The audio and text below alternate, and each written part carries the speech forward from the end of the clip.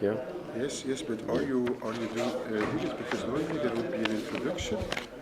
You can only have an introduction.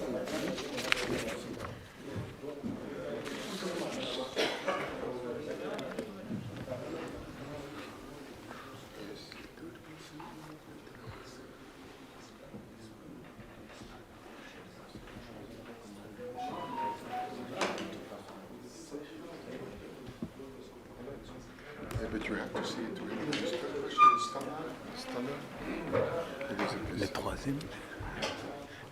Le troisième speaker, elle va être Stanagol Sherzad. Stanagol Sherzad. Le troisième. We are live? Okay. Sorry. Okay, we are live. Troisième, Can you write the name and everything if you? Baray Karimi. Where is Baray? Ah, okay. You will be the first speaker, Baray. Right. Who's the second speaker? Yeah. Who is the second speaker? We Second, will I don't start know. immediately. Okay. Can he be the second speaker? Third, I think. Oh, third. First two will be in English, the third in Pashto. The second will be Nazat, Nazifullah, Nazat, Nazifullah, Nazat. Nazifullah. Yeah. So we can start with Nazif? Baray? Nazif will be second. Mm-hmm. The third will be this, and fourth is Jalai. Yeah, we are already live. Fourth is Jalai.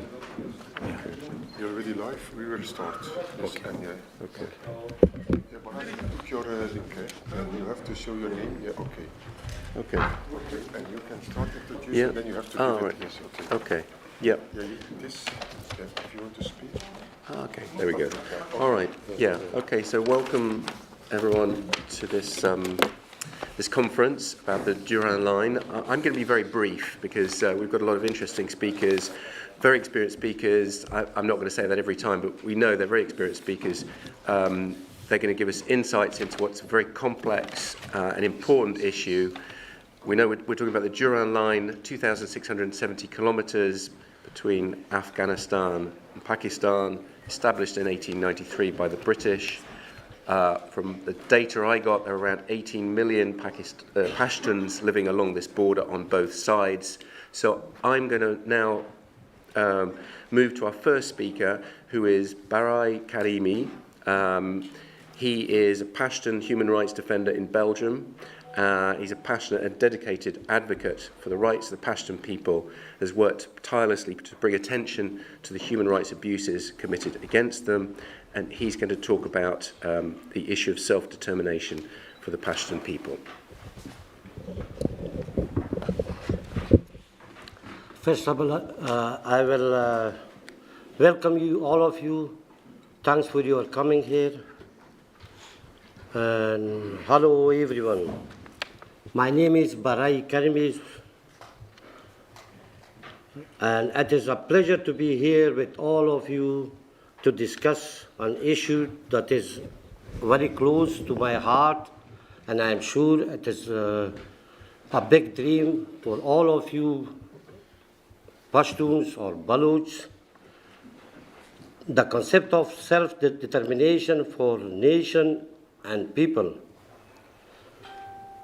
For far too long, the world has seen the idea of oppression as being synonymous with globalization and expansion. This has caused a lot of harm, as it has left many nations and people unable to determine their own future and protect their independence and autonomy. The Durand line, which is the border between Afghanistan and Pakistan, is a perfect example of this problem. For decades, it has been a source of conflict and tension, and many people have been affected by the ongoing struggles over this issue. However, we must remember that the key to resolving this challenge lies in the hand of the nation and people who are affected by them. It is their right to decide whether they want to become victims of local globalization or expansion, and it is our duty to provide them with the support and protection they need to make the right choice. It is high time that we reject the idea that oppression and aggression are a natural outcome of globalization and expansion. Instead, we should place self-determination at the center of our efforts and support the pursuit of independence and autonomy by nations and people across the world. By doing this, we can create a future where the rights of nations and people to determine their own future are respected and upheld, and where the oppression and aggression of the past are replaced by cooperation and mutual respect. Let us come together in solidarity to support the rights of nations and people to decide their own future, and let us work towards a future where oppression and aggression are not longer seen as the inevitable consequence of globalization and expansion. It is a privilege to be before you today to discuss the Durand line and the significance of independence for countries and peoples. The notion of oppression has been associated with globalism for far too long, with the oppressors and aggressors becoming indistinguishable. This is a dangerous and intolerant reality, since it deprives countries and individuals of the freedom to select their own destinies and safeguards their independence and autonomy. The Durand line is a classic illustration of the difficulties governments and individuals confront in the face of globalization and growth. The border between Afghanistan and Pakistan has been a source of tension and violence for decades. Nonetheless, it is essential to recognize that the solution to this problem resides in the hands of the impacted people and countries. It is their right to determine whether they choose to become victims of local globalization or growth, and it is our duty to provide them with the safety and assistance they need to make this choice. We must thus reject the concept that tyranny and violence are synonymous with globalization and growth. We must instead emphasize the self-determination of countries and individuals and promote their quest of freedom and autonomy. We should stand up all together in favor of the rights of countries and peoples to decide their own destiny, and let us strive for a world in which tyranny and violence are no longer seen as an essential component of globalization and growth. Thanks all of you.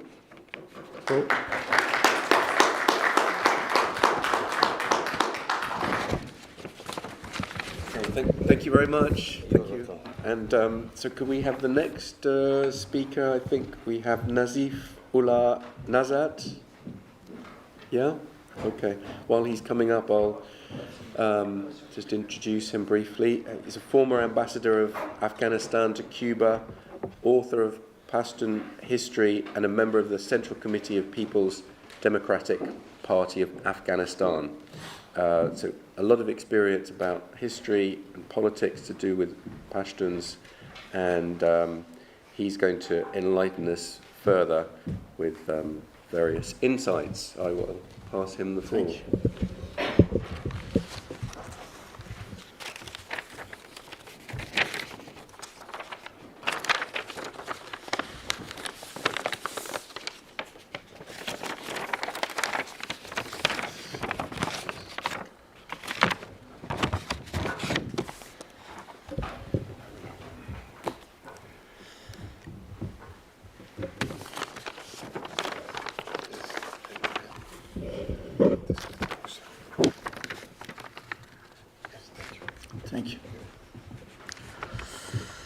Ladies and gentlemen, today I want to talk about an important issue that has affected the life of millions of people over the century.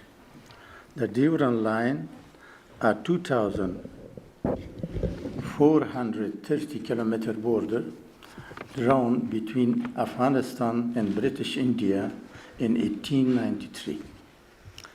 It is important to note that the Durand line is not only a source of division and suffering for the Pashtun people, but is also illegal. The agreement for the line was signed for a period of 100 years, which expired in 1993. Despite this, it continues to be enforced as an international border, causing immense harm to the people who live on either side. In Pakistan, Pashtuns are often treated as a second-class citizens, facing discrimination and marginalization. Despite being one of the largest ethnic groups in the country, they are often denied basic rights and services, and their voices are not heard in the political process. Furthermore, the line has torn apart families and communities of the same ethnicity and culture, leaving many without access to their ancestral lands and cutting them off from their relatives. The situation is made even worse by the atrocity committed by the Pakistani state against the Pashtun community, including enforced disappearance, extrajudicial killings, and widespread human rights abuses. These actions have created a climate of fear and instability, making it difficult for Pashtuns to live normal life and pursue their livelihood. International human rights organizations such as Amnesty International and Human Rights Watch have documented the widespread human rights abuses and atrocities committed against the Pashtun people in Pakistan. These reports highlight that the systematic discrimination and marginalization faced by the community, as well as the widespread use of enforced disappearances, extrajudicial killings, and other human rights violations by the state of Pakistan. It is time for the international community to take notice of these human rights abuses and take action to support the Pashtun people in their struggle for justice and equality. We cannot stand by and watch as this community continues to suffer at the hand of a border that should never have existed in the first place. Now is the time for the solution of this historical mistake. Thank you.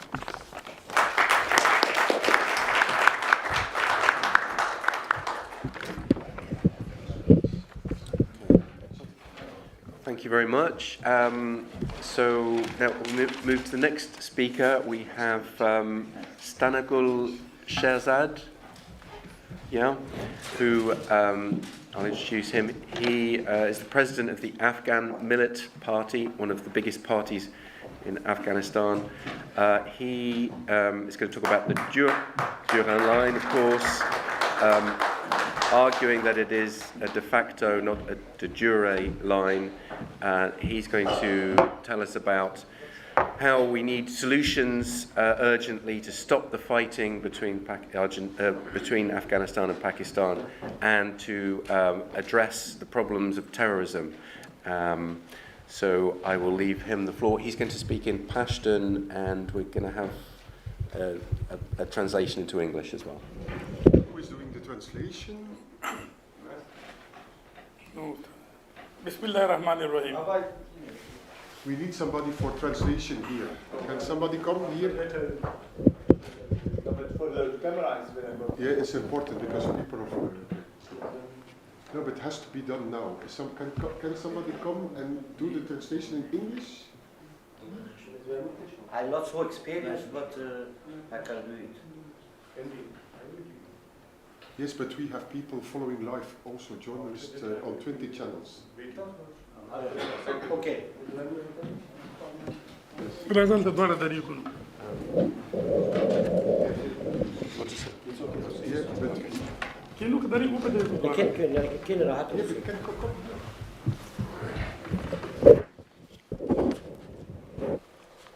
بسم الله الرحمن الرحيم. اول پتارار کې ناس ټولو ملمنو خوان دورون ته خپل احترامات او سلامونه تقدیم او بیا د دا خلکونه چې دا کنفرانسي دلته ترتیب کړی دی او موږ ته پکې بلنه راکړې ده ډېر تشکر. A great respect for all of you to come here, and thanks a lot for the organization to organize this conference. نن دلته باس په ډېر آنلاین کېږي. اول په نړۍ کې چې دا سرحدات باندې راغلي دي دا په څه خاطر باندې راغلي دي؟ Today is going discussion about Durand line. We will discuss why they're coming this issue. سرحدات دا سرحدات په دې خاطر په نړۍ کې باندې راغلي دي چې د ملتونو ترمنځ کلتوري او مذهبي سیمې جلا کړي. The definition of grants, borders, to mean to divide the different culture, but او چې په آینده کې سره په سوله کې ګډ ژوند وکړي او یو د بل لپاره ښه همسایه تمام شي. to be in the future solidar and cooperate together. او سرحدات په نړۍ کې دوه قسمه دي، یو قانوني دي یو غیر قانوني، یعنی de facto او de jure. Two kind of border exist, de facto and De jure. yeah. de jure. قانوني هغه سرحدات دي چې دواړه هیوادو په خواخه باندې منځته راغلي وي او درې مرحلې تېرې کړې وي. Per definition of a law border which is made by law has چې د دواړو هیوادو په توافق باندې راغلي وي او درې مرحلې تېرې کړې وي. with the consent of two nations to اول باید سرحدات په یو کاغذ تثبیت شي، دویم پارلمان یې تصویب کړي، دریم د هیواد اول شخص پاچا او یا رئیس جمهور هغه امضا کړي.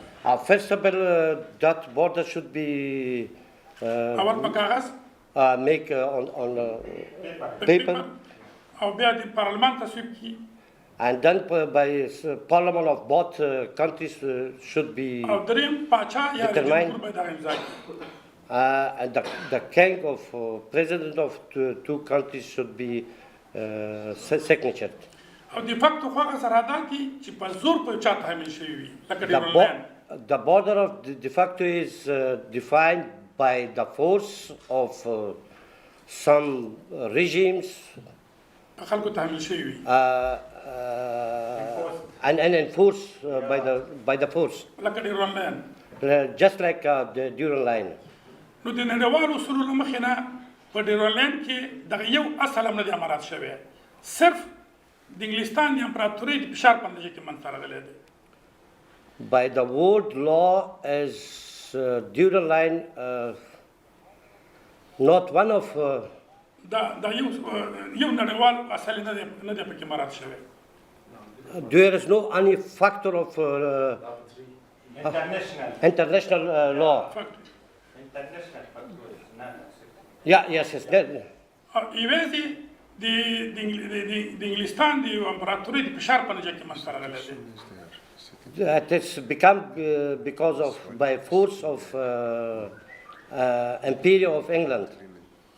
اول دغه قرارداد یا د ډیورلینډ د امیر عبدالرحمن خان او د انګلستان د امپراتورۍ ترمنځ شوی دی. This kind of so-called contract is written between Abdurrahman Khan, the king of that time, Afghanistan, with England. په دغه وخت کې افغانستان د انګلستان یو تحت الحمایه پروتکتورات یو تحت الحمایه هیواد و. That time was actually Afghanistan a proxy regime of England, so خارجي ازادي نه لرله. they had no foreign policy, ازادي. freedom of foreign policy. نو قرارداد هغه وخت کې په عدالت ولاړ وي چې دواړه خواوې مساوي حقوق ولري. A real contract is when both sides are the same niveau, the same levels. افغانستان یو تحت الحمایه او د انګلستان امپراتوري حاکمه وه. دلته د حاکم او د محکوم ترمنځ تړون شوی دی. It is some contract between victims and by force of proxy regimes. نو په دې اساس باندې دا یو قانوني تړون نه دی. That's why it is not legally a contract because both sides was England. The one side was a proxy regime of England, the other side was England itself. دویمه خبره دا ده چې د نړیوالو اصولو له مخې نه یو قرارداد چې دوه خواوې ولري چې یوه خوا له منځه لاړه شي او بل قرارداد خپله لغوه کېږي. دلته دوه خواوې چې د افغانستان دولت و بلې خوا ته انګلیس و. انګلیس د سیمې نه وتې د منځه تلې دا قرارداد په خپله لغوه دی. Each contract per definition, if one side of contract doesn't exist anymore or something happened to, the contract will be annexed. اوس چون انګلیس د منځه تللی دی سیمې نه وتلی ډېر پخوا د تړون یو طرف نشته نو په لحاظه د قرارداد اصولا لغوه دی. Because of England has no anymore expansion in that local areas, that's why that contract is not anymore available. بل نړیوالو اصولو کې دا هم شته دی چې هر استعماري قرارداد چې 100 کاله ورباندې تېر شي هغه په خپله محوه کېږي. Sorry? هر استعماري قرارداد by the international law, each colonizing contract, yes, after 100 after 100 years, the contract was written 100 years, and the time is already gone, هغه قرارداد ختم دی. and this contract is not anymore valuable, it's not existing. بل د ډیورنډ لاین چې تېر شوی دی د ډیورنډ لاین سره اخواته اووه ایجنسۍ وې چې جنوبي وزیرستان شمالي وزیرستان اووه ایجنسۍ وې. The other side of Pashtuns, the side of Pakistan, were 7 agencies. چې جنوبي وزیرستان ساوت وزیرستان نورت وزیرستان South Waziristan, نورت وزیرستان North Waziristan, خیبر ایجنسی ورکزي ایجنسی باجوړ ایجنسی مومند ایجنسی ان ملکان. دا ایجنسیانې چې وي دا په حقیقت کې د افغانستان د دولت او د انګلیسانو ترمنځ بفر سټیټ و. Thus, all 7 agencies were actually a buffer zone between two regimes or two between sides. England and Afghan government. Yeah, between England and Afghan government. که چیرته د ډیورنډ لاین سرحد وی بیا نو د ایجنسۍ ته پکې څه ضرورت و چې هغه پکې منل کېدې. There is a big question if the Durand line was a border, there is no need of 7 agencies. بل تاسو ټول د افغانستان تاریخ په دې شاهد دی چې د دغه ځای مالیه هم امیر عبدالرحمن ته انګریزانو ټولولې امیر عبدالرحمن ته روپۍ ورکولې او هم یې د امیر عبدالرحمن زوی ته حبیب الله خان ته ورکولې. Pardon? Mostly government. The tax of this. The tax of this area was taken by the Afghan government. Even the agencies paid money for a long time to the Afghan government, not to امیر عبدالرحمن ته ورکړي امیر عبدالله خان ته ورکړي منظمه توګه د دې سیمې ټیکس امیر عبدالرحمن او امیر عبدالله خان ته تللی. It is a nice proof.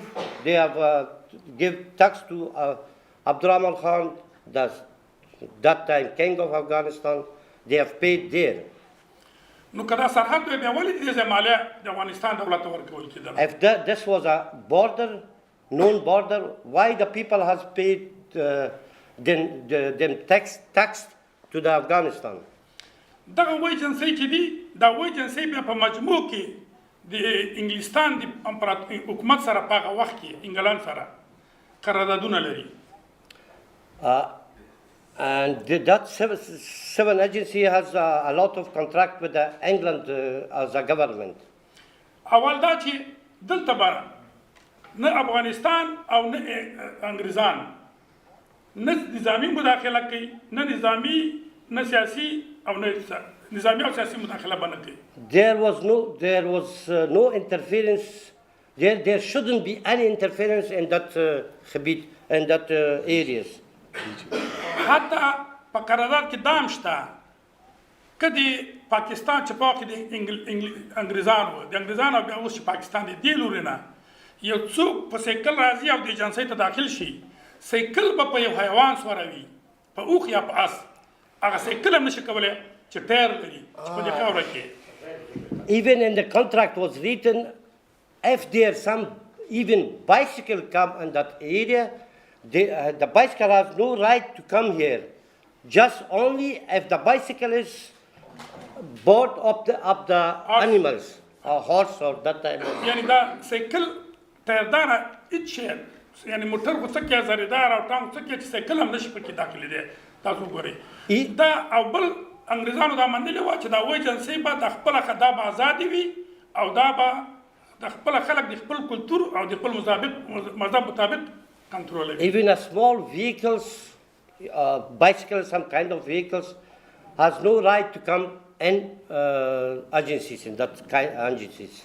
نو دا انګریزانو سره قرارداد دا منلي و انګریزانو چې دا خلک به خپل سیمې په خپل د خپل مذهب او کلتور مطابق خپل مشران بیا کنټرولوي. The England has recognized وایي جنسۍ the seven agencies. چې 2 میلیونه خلک پکې ژوند په دې کې 2 میلیونه خلک ژوند کوي. هغه وخت کې اوس 2 میلیونه شاوخوا کې ژوند پکې هغه وخت کې نه پیژندل was ډېر. هو 10 million. Yeah. لس میلیونه شاوخوا کې خلک Above 10 million people living there. And seven agencies. چې دا به خپل د خپل مذهب او کلتور مطابق به خپل چارې په خپل اداره کې یو ازادي وي. They should govern own right, own area. No one has right to come here to govern that area. نو دا ټول ډېر دور د سدایل شته دی بیا به په یو مناسب وخت کې موږ ټول مواد راټول کړو او د دوی په خدمت کې بیا ورکړو. There are a lot of reasons, arguments, which prove that agencies were independent. No other government were there. یو خبره بله دا کوم چې په دغه ایجنسیو کې په یو کور کې به د افغانستان بیرغ ولاړ و په بل کور کې به د پاکستان بیرغ ولاړ و. دا وه جبري چې حتما د هلته د پاکستان بیرغ وي. په دې کې به د سفیر صاحب ته معلومات وي. دوی خو حکومت لرلو. هغه ټولو ایجنسیو کې حتی د افغانستان خاصدار په سپینه وړۍ کې و چې د پېښور ښار په خوا کې دی. And that agencies, no one was obliged to have a Afghan or a Pakistani flag. په یو کور باندې په یو ملک باندې پاکستان بیرغ درولې او بل ملک باندې افغانستان بیرغ درولې. Some municipal has Afghan flag, the other municipal has Paki flag, Pakistanis. د داود خان تر اخره پورې د افغانستان په سپینه وړۍ کې چې د پېښور د ښار په خوا کې پروت دی کلی دی د افغانستان خاصدار هلته موجود و. خاصدار څه دی؟ خاصدار قومي عسکر پولیس. Even until 90s, 80s. Infant Daud Khan. When Daud Khan, our first president of Afghanistan, was in Peshawar. The Peshawar ښار کې سپینه وړۍ Spinawari. some city, Spinawari, that called Spinawari, was Afghan police. Village. That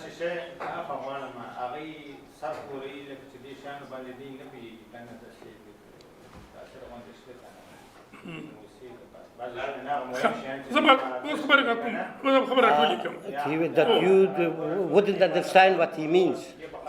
Can you come to assist? Can you come to assist? خلنا شو ده من مثال وسط مثلا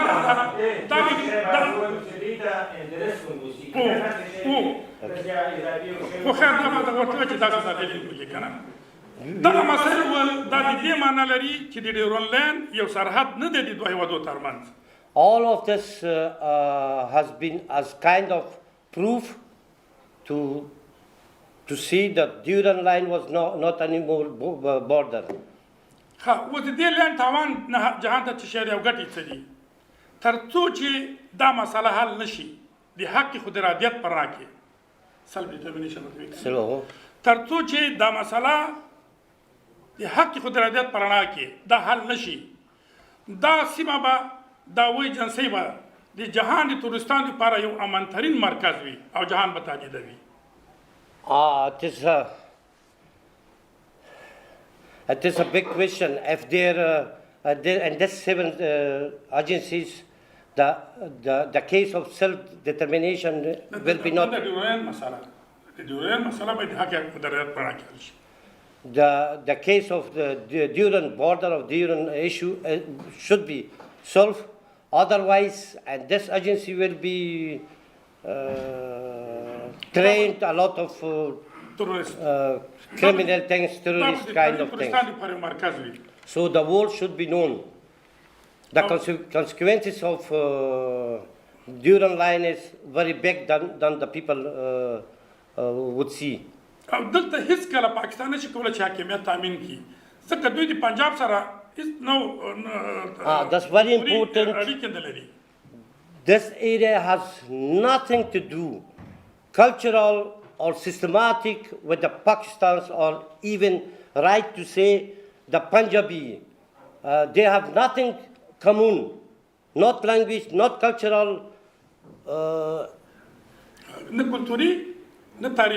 And not historical. They have nothing to have common. Pakistan will be never know it. Never ever. It will be never ever accepted by 7 agencies. نړیوالو ته پکار دي چې دغه مسالې ته د نړیوالو اصولو په رڼا کې د خلکو د حق خودرادیت په رڼا کې توجه وکړي او دا مسله حل کړي. He asked the worldwide people should know the consequences of Durand line is big. They should think about it to solve the problem. تشکر. Thanks a lot.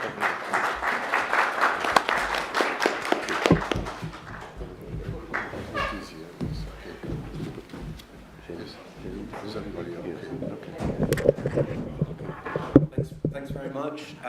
So the next speaker, we've got Gelieve. So she's a journalist, a movie maker, and human rights defender. She's been at the forefront of bringing the plight of the Pashtun people to everyone's attention and the challenges they face in self-determination. So she is going to talk about experiences related to the Pashtun people.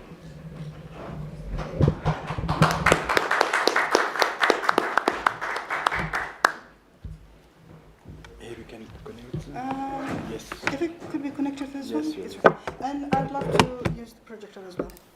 This is project is on, then we have just to put it. Oh. Isn't it visible for the audience? Yes. Then you use about connection wireless. Yes, she has her card, yes. Oh, you know. See that we will reach it immediately, yes. It's not connected, is it? Not yet. Okay.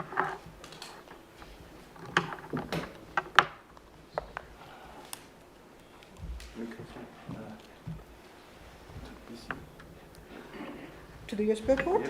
No, HDMI.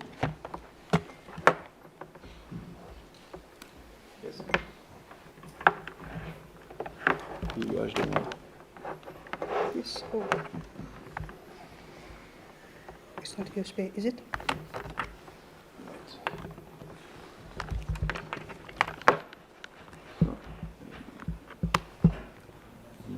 I hope so. I hope. The other side. It's the same. Yes, it's this. USB. Yeah.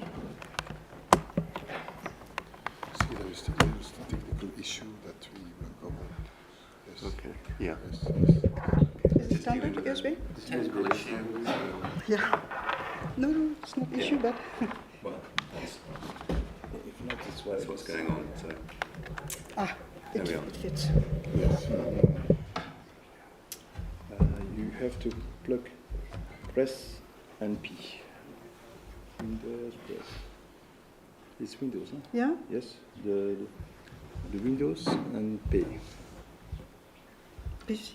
I really don't know. To P. I won't take the risk. Yes. Shift P.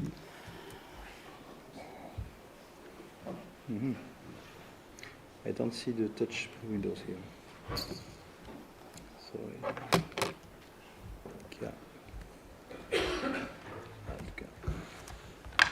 Here. Sorry. Let's try with the wireless. Wireless.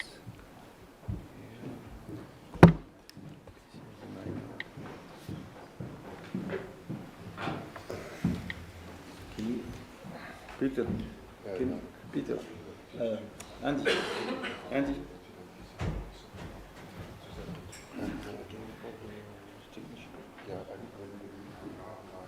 hoe kan dat beter? Ze dringen te komen omdat we de niet kunnen uitleggen. I don't see. Okay. Maybe we could go on somebody else in the meantime. Yes, because maybe we should go on to somebody Yeah, else to in the another speaker, and then I will come back. Okay. meantime. Yes. Okay. No, it's okay. Okay. Well, while we're resolving that, we'll go to Haji Amanullah Safi. He'll give a presentation. He's a former diplomat who worked for the Afghanistan Foreign Affairs Ministry. He's been in Belgium since 2005. He's now retired, so he's going to give a historical perspective going back to 1893.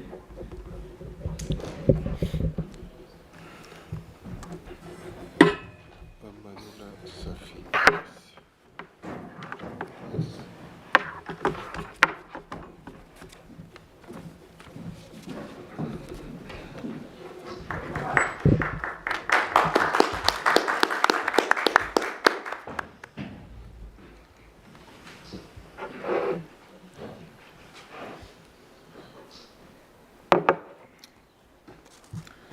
Bismillahirrahmanirrahim.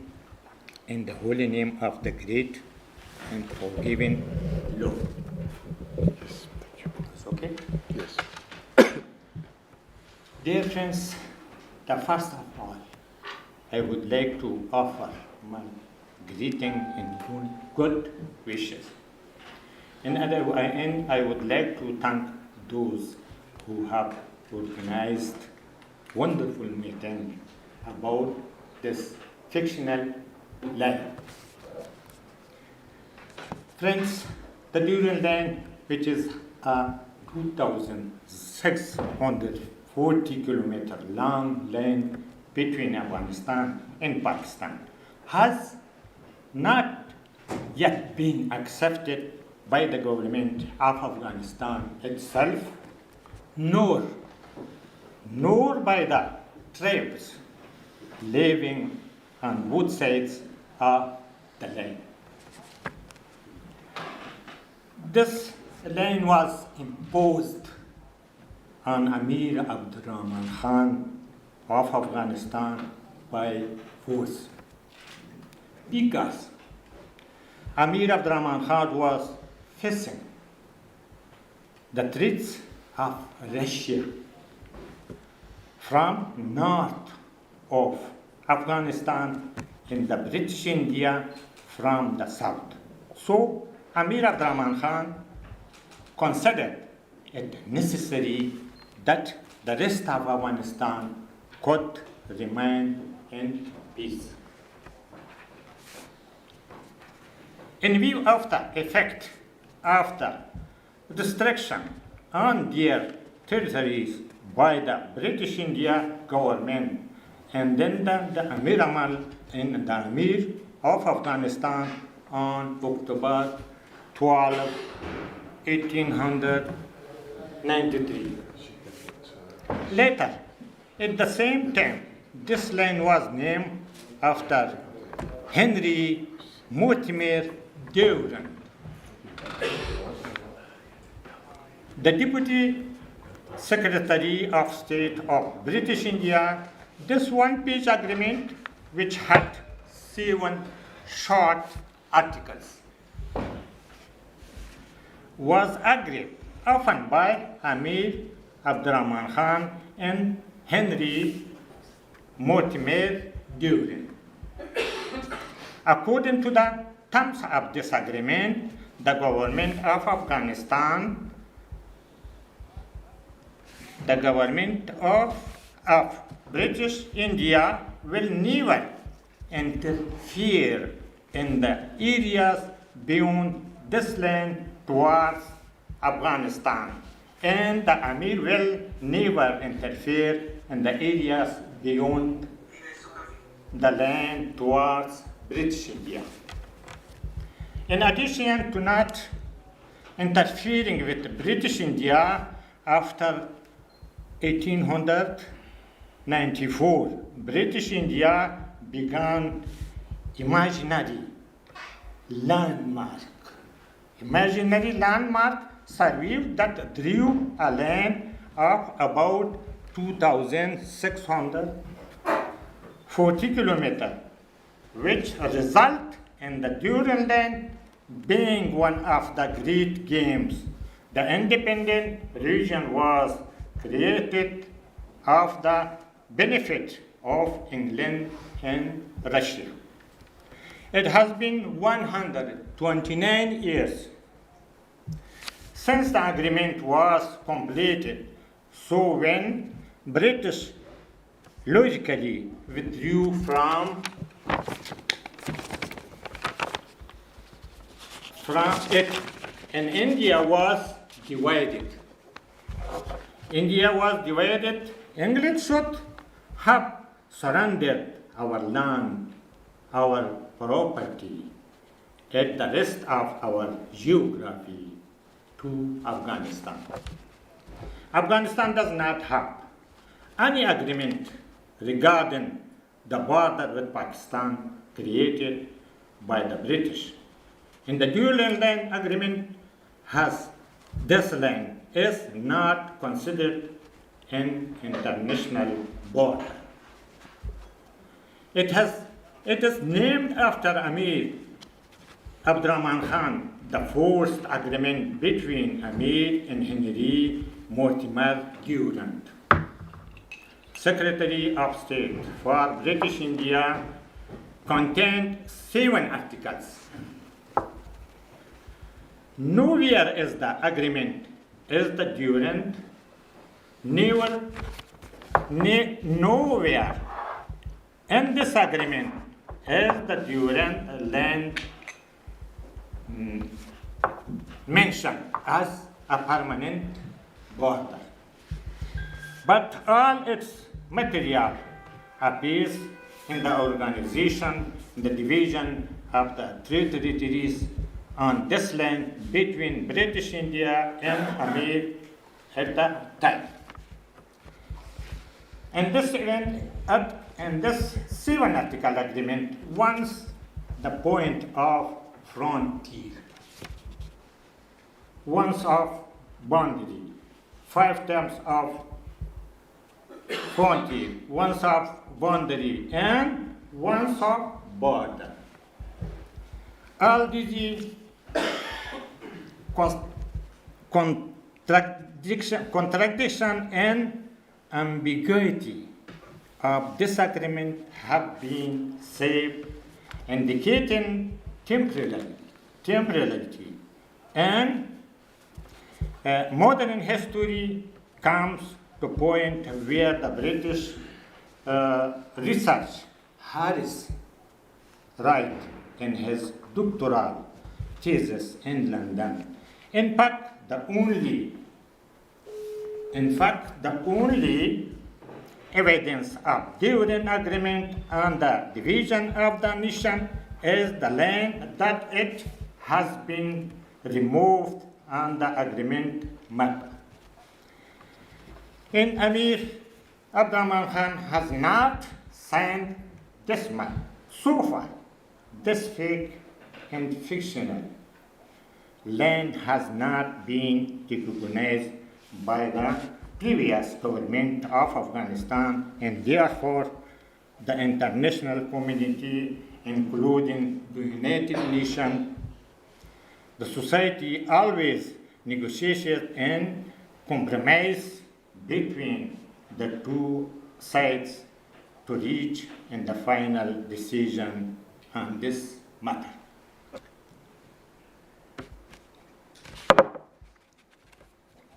And there is no provision in the 7 articles of this agreement that this agreement is continue for 100 years. For 100 years.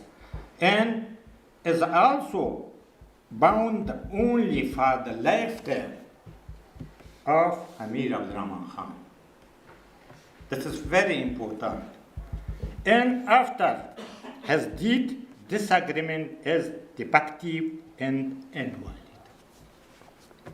After him, his son Amir Abdullah Khan came to power. At that time, Lord Curzon, who was in India, sent a proposal to Amir Abdullah Khan that this agreement should be renewed.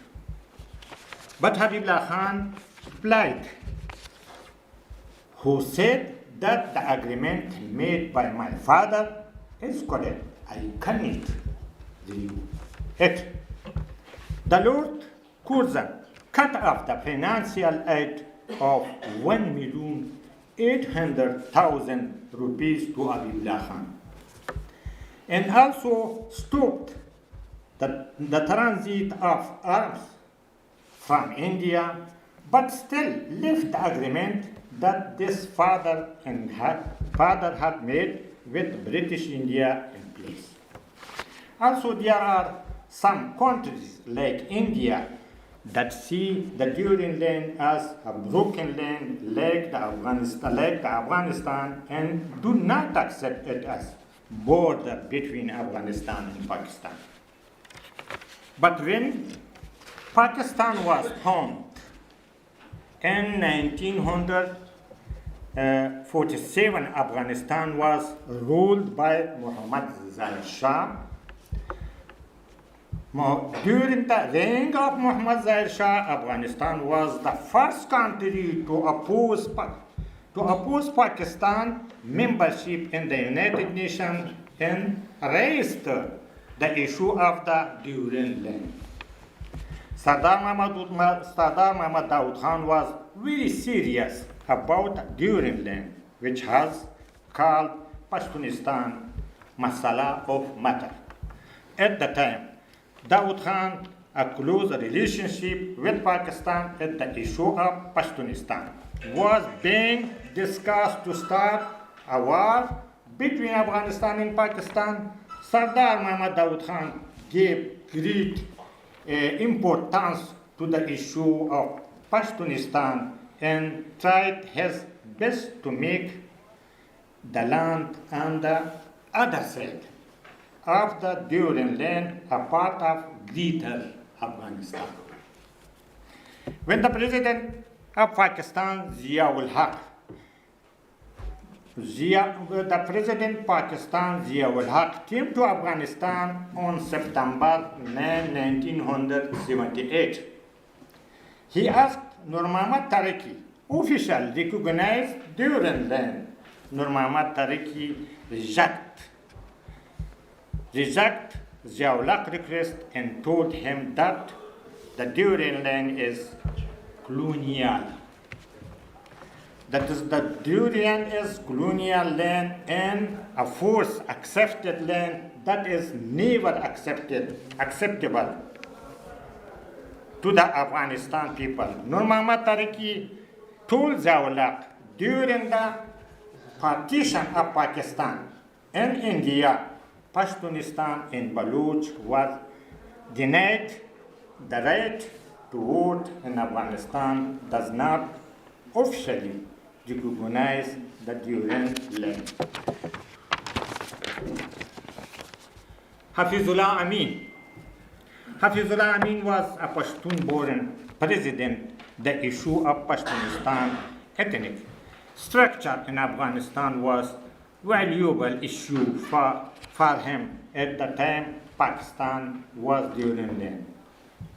Babrak Karmal, the president of the People Democratic Party flag, was strongly opposed to recognize the Durand land as official. Babrak Karmal Durand land called a dagger of division on Afghanistan existence as a result of British colonialism. At the time, the newspaper called Pargam wrote through the mouth of Babrak Karmal that the Afghan government should support Pashtun and Baloch on the other side of the Durand land so that they can decide their own destiny, and the Afghan government will never consider the Durand land as one of them official lands are not recognized officially. Dr. Najibullah. Although there was agreement between Pakistan and Afghanistan between Dr. Najibullah Zia-ul Haq in Geneva that they would not interfere in each other's affairs. Pakistan did not implement this agreement and refused to do so.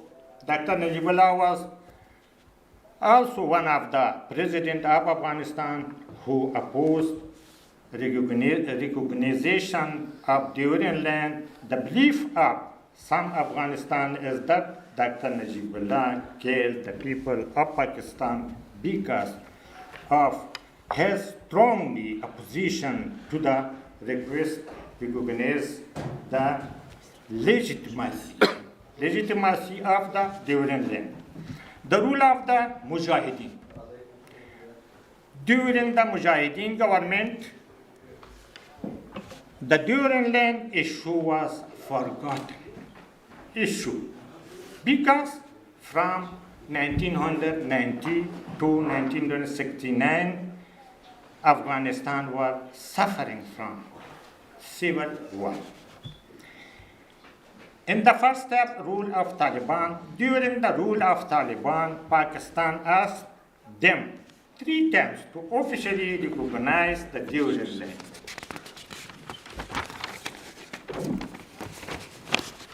The first time, Mullah Abdul Razak was the Minister of Internal Affairs of the Taliban in Pakistan, asked to him officially recognize the Durand land, but did not accept it.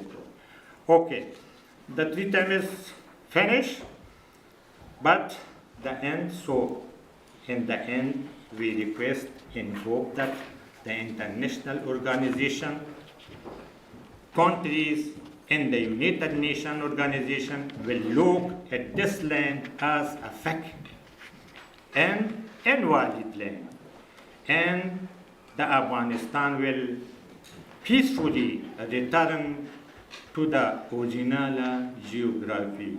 Thank you so much. for listening.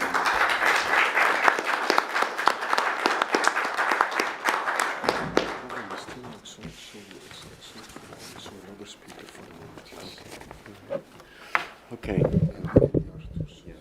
Okay, thanks very much. So, next speaker will we have Elia Tourson. Yeah. Where is Elia Tourson? Elia Tourson is a human rights defender, and he's going to give his perspective on the issue of self-determination for the Pashtun people, the role of human rights defenders in promoting their rights. Thank you.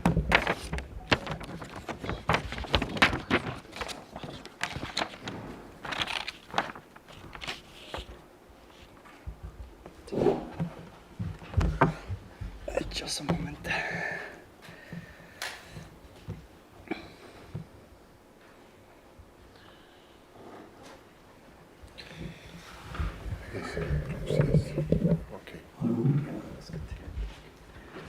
Thank you very much.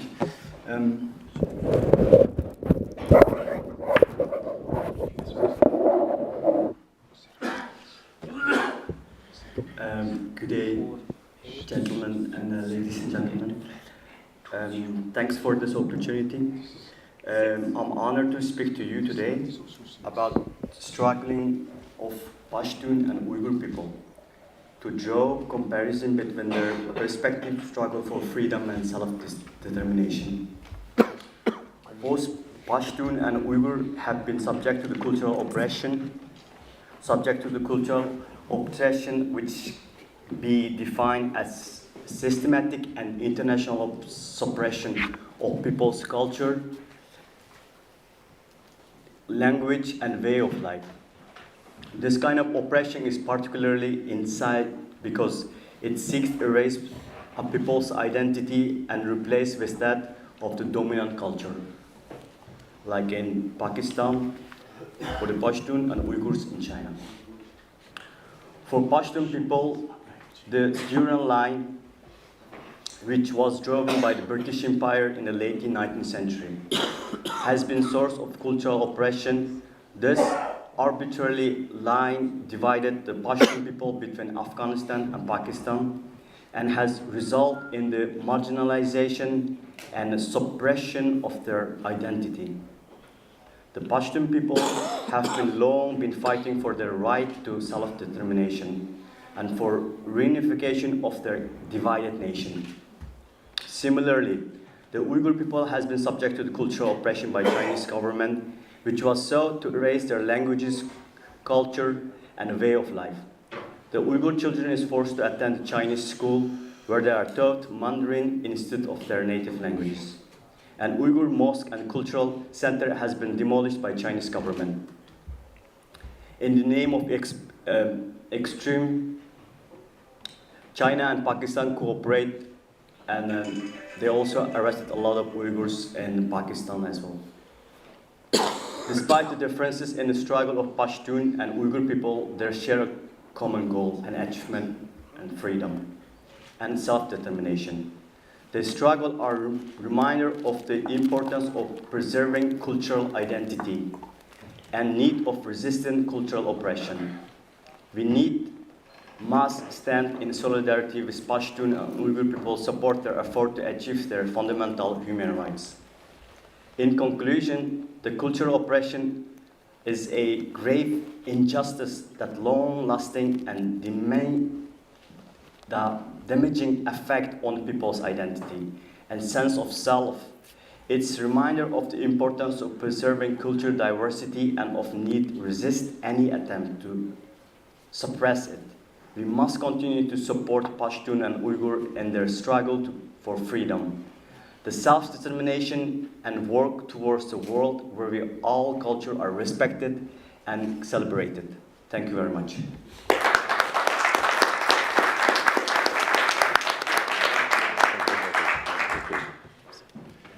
Okay. Okay, thank you very much. And now for the next speaker, we'd like to hear from Jamil Maqsood. He is the United Kashmir People's National Party Foreign Secretary. He's going to talk to us about the issue of self-determination for the Pashtun people and the challenges faced by the Pashtun diaspora in advocating their rights. Welcome, John. Thank you. Good afternoon, ladies and gentlemen. First of all, I would like to thank Mr. Andy VERMAUT for holding this important conference and thought-provoking session on the issue of right of self-determination of Pashtun people. The previous speakers has shed light on the historical perspective of Durand line, the reason, the perspective, the British policy and the great game that has divided the great land of Afghanistan into two pieces, like the agencies as a buffer zone between Afghanistan and British India. Same was the case of Jammu and Kashmir, where I came from. The British at one hand signed a treaty on 16th of March 1846. Thus, the state of Jammu and Kashmir was created under the Treaty of Amritsar. But after 101 years, when the state of Jammu and Kashmir was accomplishing the nature of a nation state, the newly created Pakistan invaded and divided our beautiful land.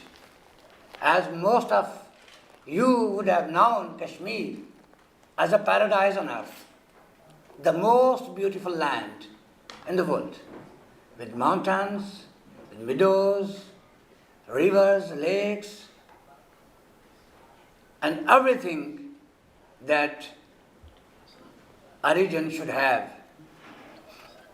But unfortunately, like the people of Afghanistan, the people of Jammu and Kashmir were also become the victim of British policies to encounter USSR into Southeast Asia and Southwest Asia.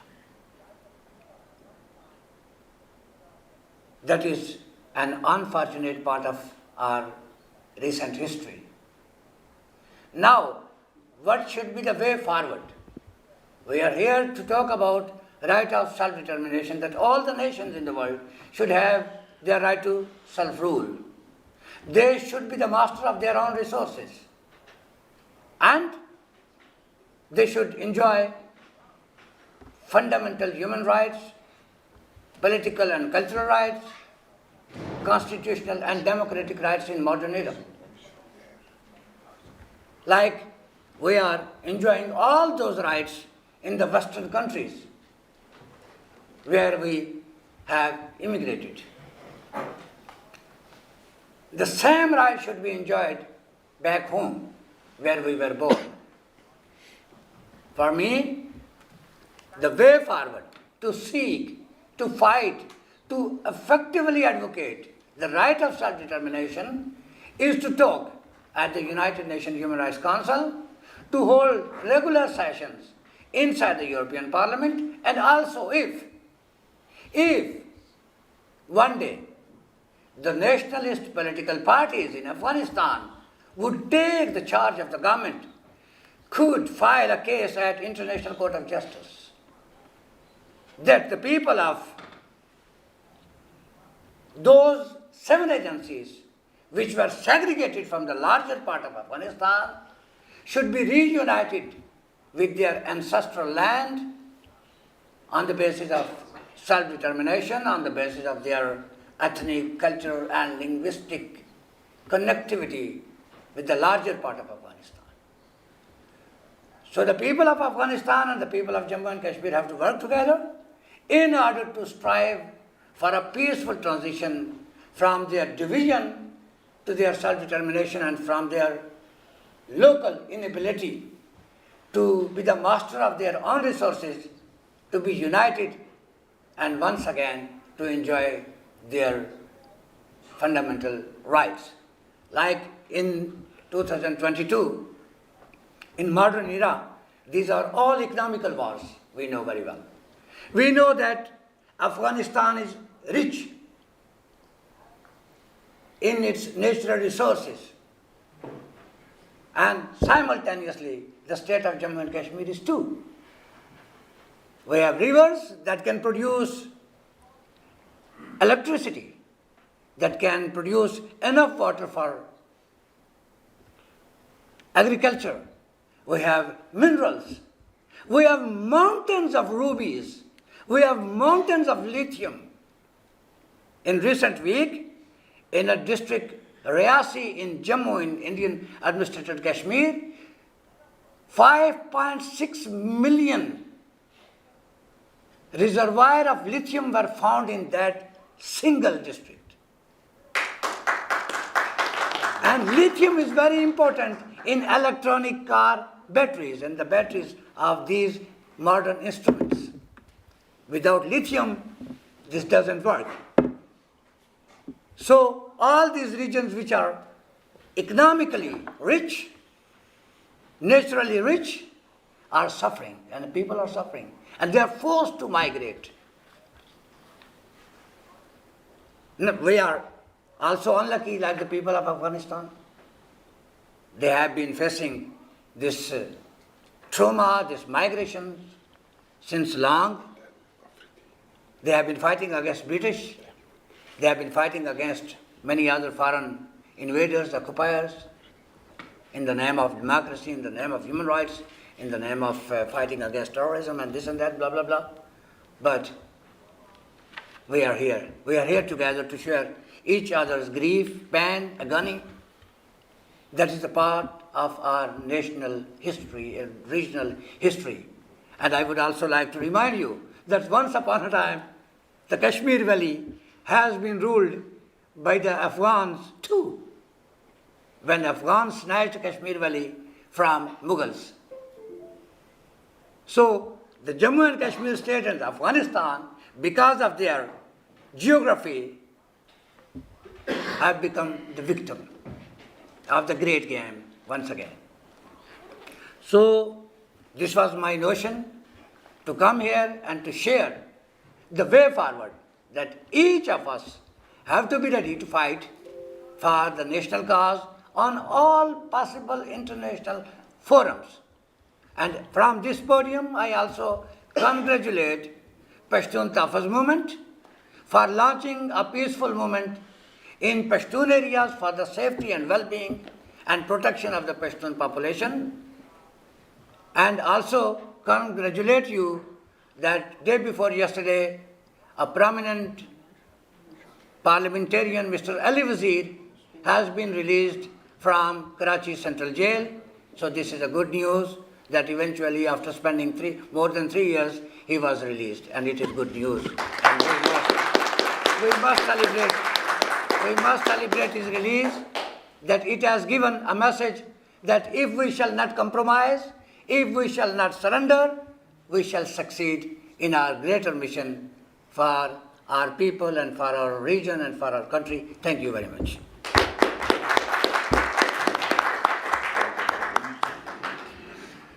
Okay, thank you very much. It works for her.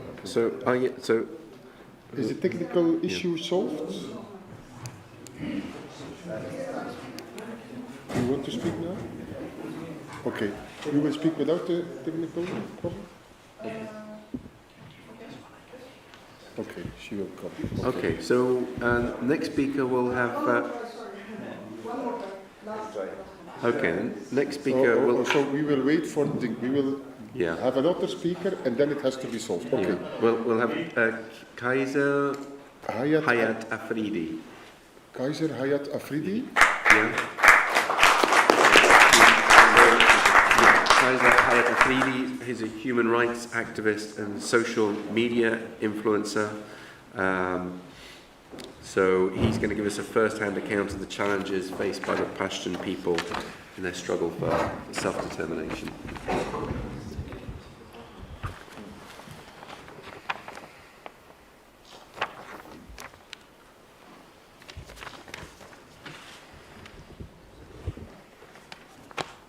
Dear ladies and gentlemen, I welcome you all today and also thank of you giving me opportunity to speak and discuss a problem that is lingering for more than 100 years.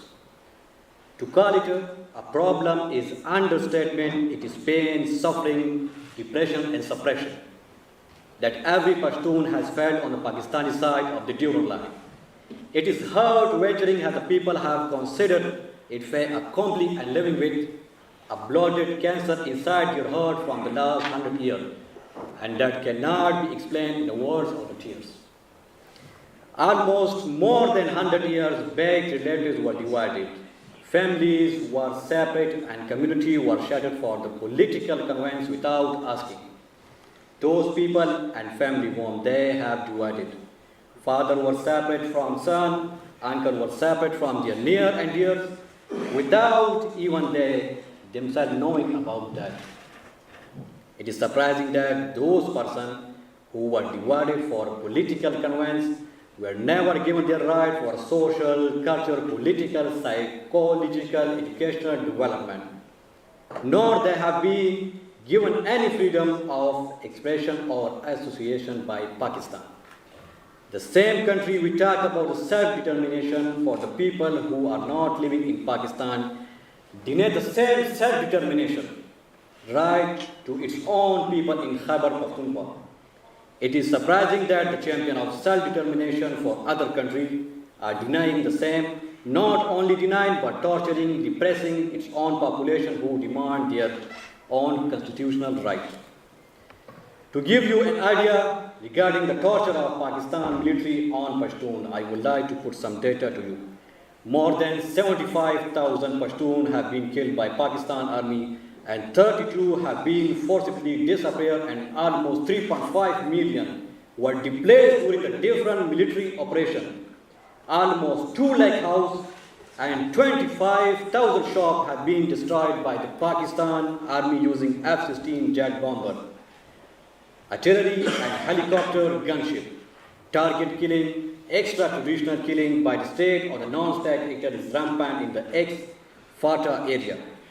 Pashtun have to face the brutal treatment from the hand of the government and the military, and the compromised judiciary never held them accountable for their acts. Media is afraid of speaking against the army. Such are living conditions under which the Pashtun are living on Pakistan's side of the Durand line. Not only the human right, but the basic dignity is not guaranteed to human life.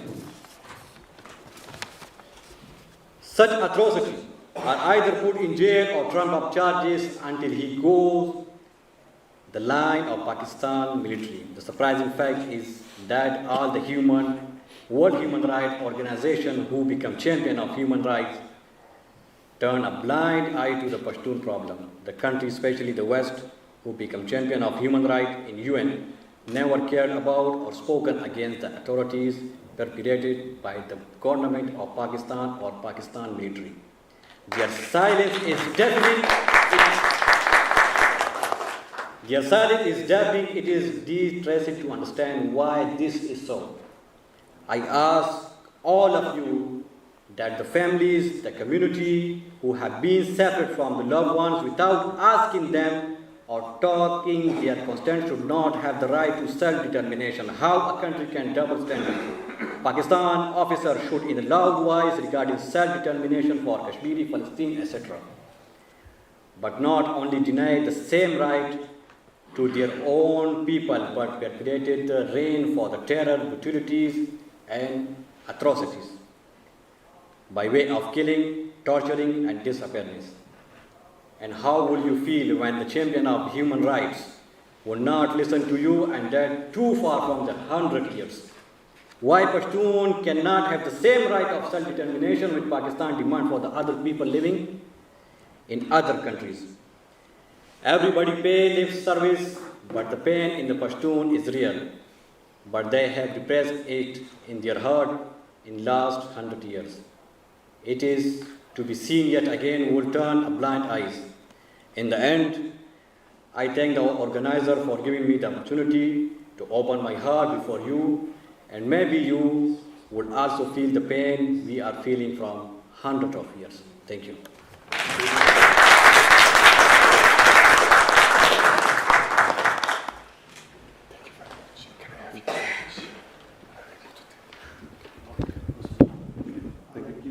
Thank you very much. And so for the, I think our last speaker is Gelieve. So, yeah, as mentioned before, she's a journalist and movie maker and human rights defender. And she's going to talk about the experiences of the Pashtun people.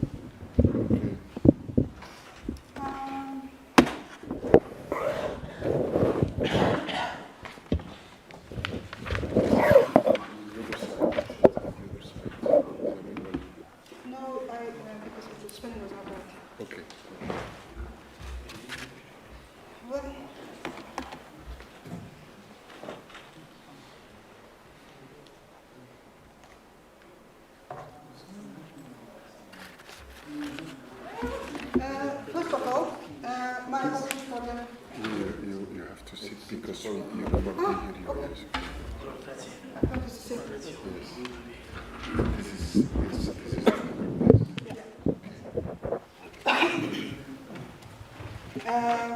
my sincere apology for the delay. I didn't count on that, but I'm sure you will forgive me.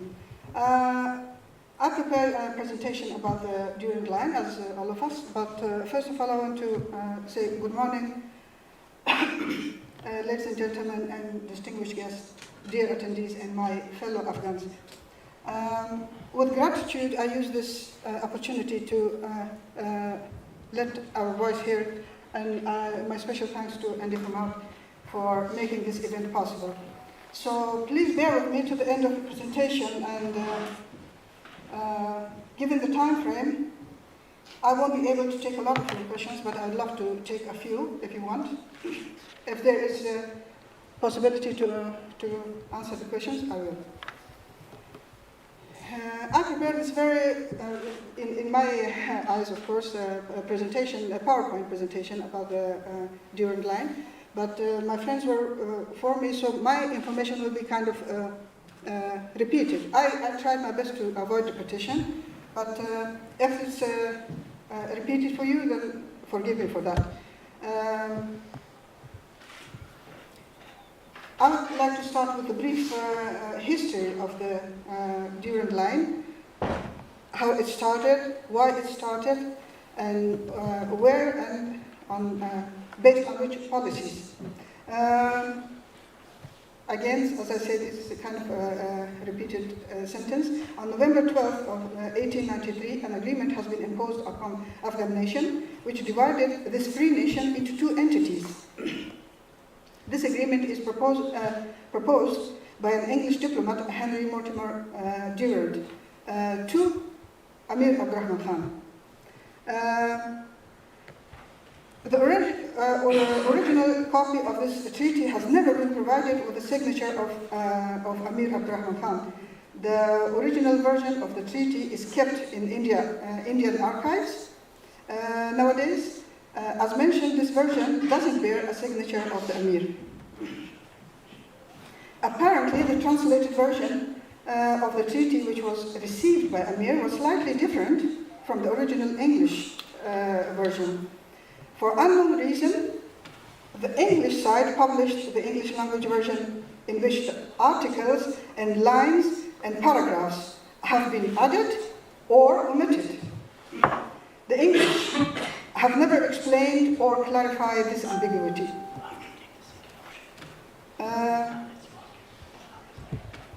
Initially, the British promised Amir that the agreement, and it was actually the rules of this agreement was about to determine the sphere of influences of each other. This line has never been about the physical border between the two countries. It has never been internationally recognized. But as clever as the English are always, they ignore the question of Pashtuns about this issue. So the line has never been physically existed, actually, and it has never been mentioned in the treaty as I studied the original version of it. And about the signature, ladies and gentlemen, I have to say, for the fact-checking period of the process, I contacted the British Museum. And the curator of the British Museum of the historical documents, he told me himself that the original version, the original copy of the treaty, doesn't have any signature. He didn't give me another information, but this was his say. He said there is no signature of Amir Abdurrahman Khan under the treaty of Durand. So that's okay. Initially, the British promised Amir that this agreement is, of course, not about the physical border, but the British never trusted the Amir. You know why? Because after the two Anglo-Afghan war, they were severely defeated, and they didn't trust the Afghans, the Pashtuns, and Amir as well. So that's why they tried to determine the sphere of influences of each other.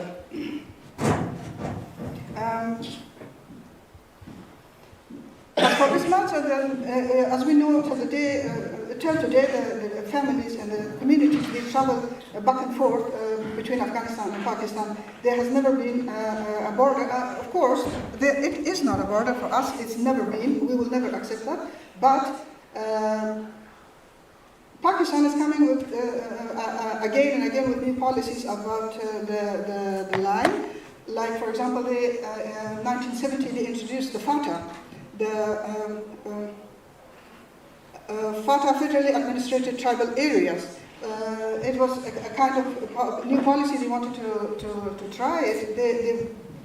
It seemed like they gave enough rights to Pashtuns living in those areas. Like I will come to that region because I just forgot it. But the actual rights were not about the Pashtuns. They just wanted to try a new policy in order to expand their own region or their own influences in the region, actually.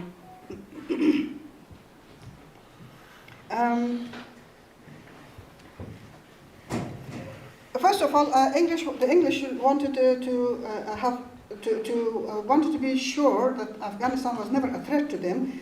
And they wanted to use Amir for that matter.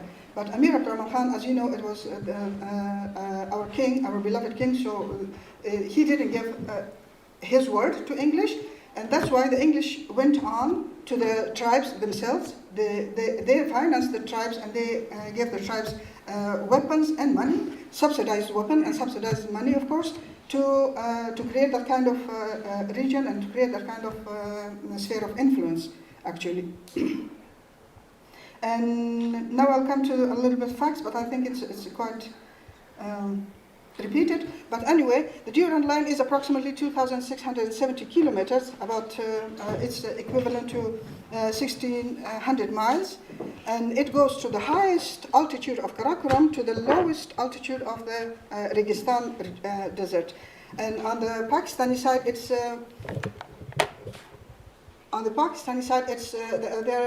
it goes through three provinces. May I go? Provinces like start with Gilgit-Baltistan, Pashtunkhwa, and Balochistan. And on the side of Afghanistan, it's going through 12 provinces, starting with Badakhshan and ending with Nimroz. So it's quite a long. It's a very, very, very long line, actually, very long distance. And as a result of the Durand line, of the treaty, the mainland of Afghanistan, we lost like 103,000 kilometers square on area.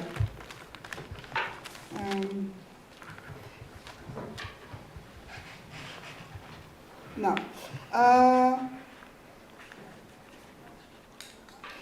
what is roaming now? This is kind of my own question came to my mind, so I said, what is roaming now over there? And I had a very nice slide about that, but it's okay, I will do it with words. And in this part, I would like to draw your attention to a few issues like, as we all know, the policy of divide and rule of English everywhere in the world. English is, it was their slogan.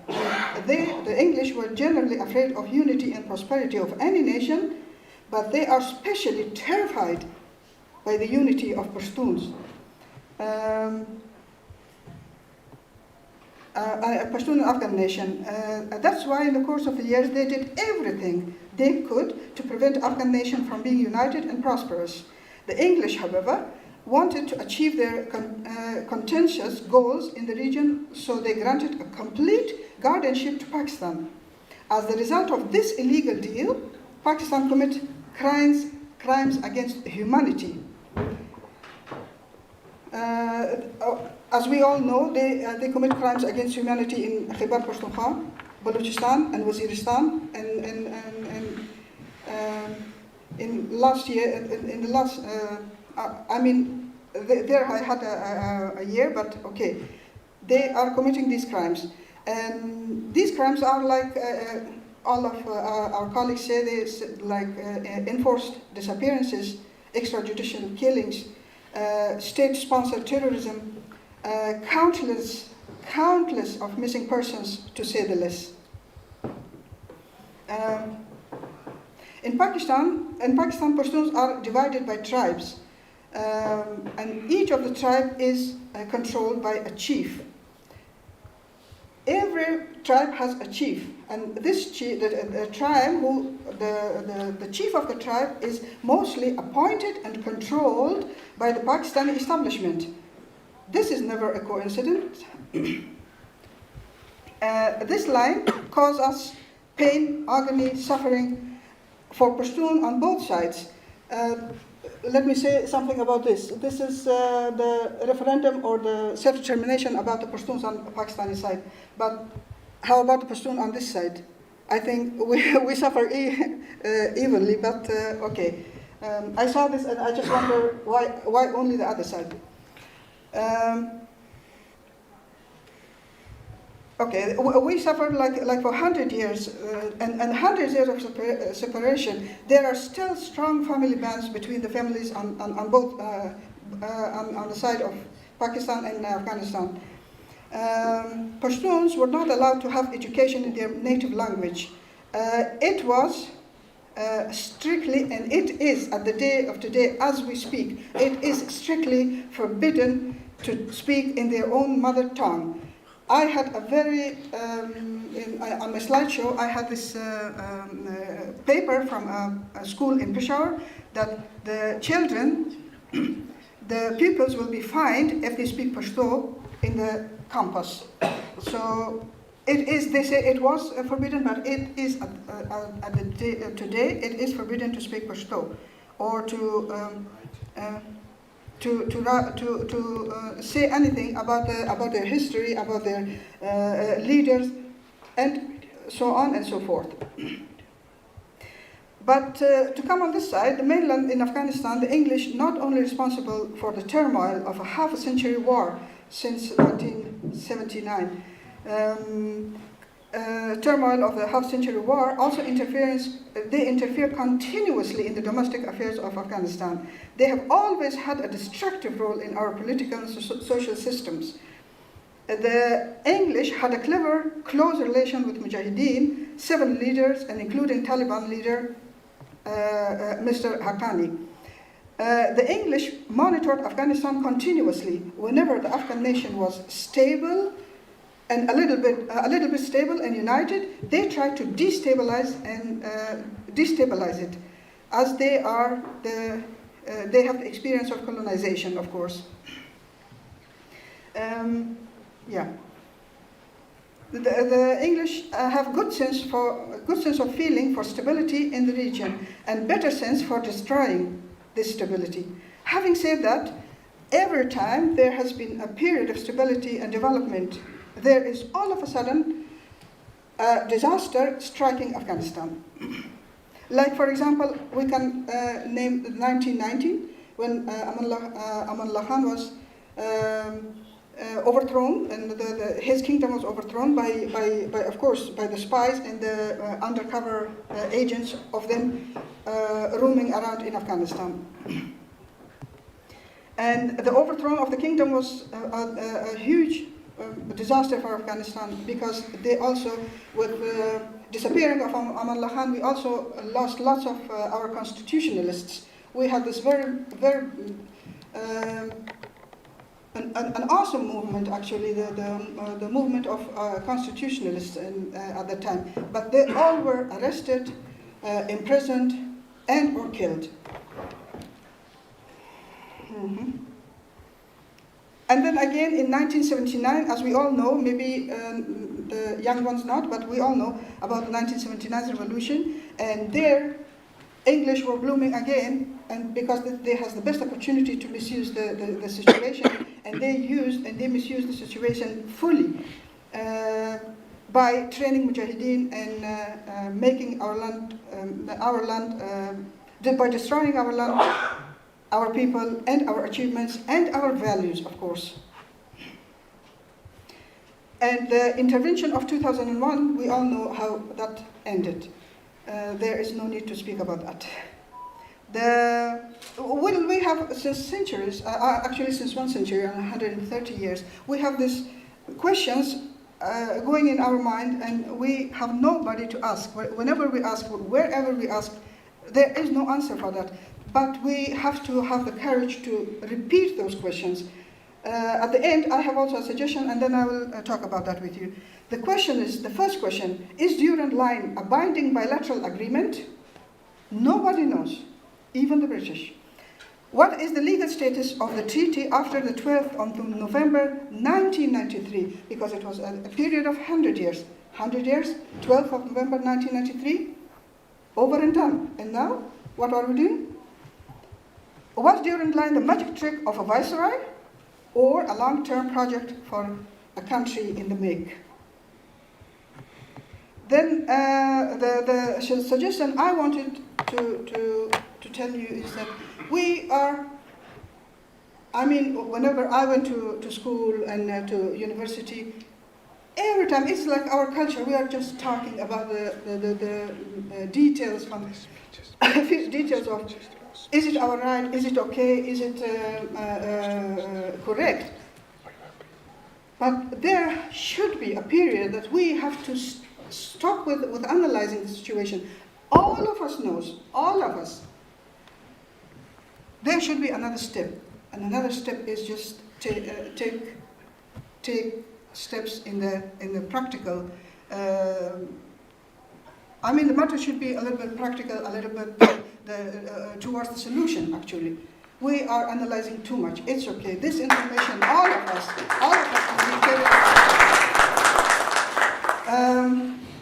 so far, this was my presentation. Thank you very much indeed for your attention. I will take a few questions if you want, and otherwise I will stop. Is there any question? Yes. I can hear it clearly, but if you say another. Okay. Thank you very much. I appreciate and respect all the speakers. But the things about the Durand line, this thing is not a border, it's a line. And it's also not official borders. I respect all the speakers. Today, we talk about the history, but the things, let's talk about the current situation on both sides. The Pashtun nation, they have a lot of problems. The agriculture, as you say, that was not official agreement, but that was for 100 years. And now it's 130 years. The things, the Pashtun-wise, it's never heard.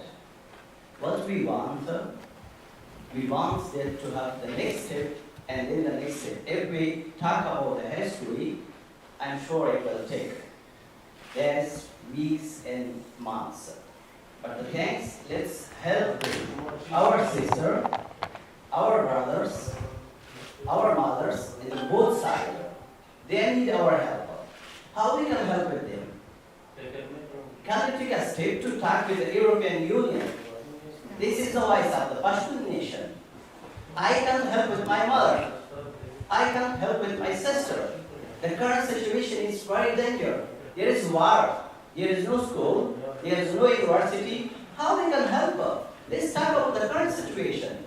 If we talk about the history, if we talk about that information, which is 130 years ago, it's only the information, but practically, what we can do with our sister, with our mothers, with our nations? Can we talk with the European Union? Can they hear our voice? Can they hear the voice of the Pashtun? Can we talk with the United Nations? This is the voice of the Pashtun. We are not going to talk about the history. We talk about the current situation. I request from Andy, and first, thank you very much for this very important conference. Can we take the next step? Can we talk with the European Union? That we are here to help with our families, to help our mothers, our sisters, our brothers. The situation is very bad here. We don't talk about the 130 years ago. Let's keep the current situation. The current situation is very important for us. And then with the European Parliament, and then with the United Nations. Okay, nobody accepts the Durand line. Why there is a lot of problems? Who sponsor that the Indians they bring the war? I have contact with my families. I have contact with Afghan people, with Pashtun and the both sides. I was journalist with National TV. I have contact with them. If they meet the family and the other side, a member of the family, like a sister, like a brothers, they need to have a visa and they need to go to Kabul. 3 hours, 4 hours from that province, they need to go to Kabul. And they need to wait 1 or 2 months for the visa procedure. But they are not sure they will give a visa to him to go Pakistan. And then he needs to go by Turkey. Let's take practical things. I'm really appreciating this first step for us. And let's start with them. Okay, we are angry. You are angry. Everyone they are angry. It's not official line.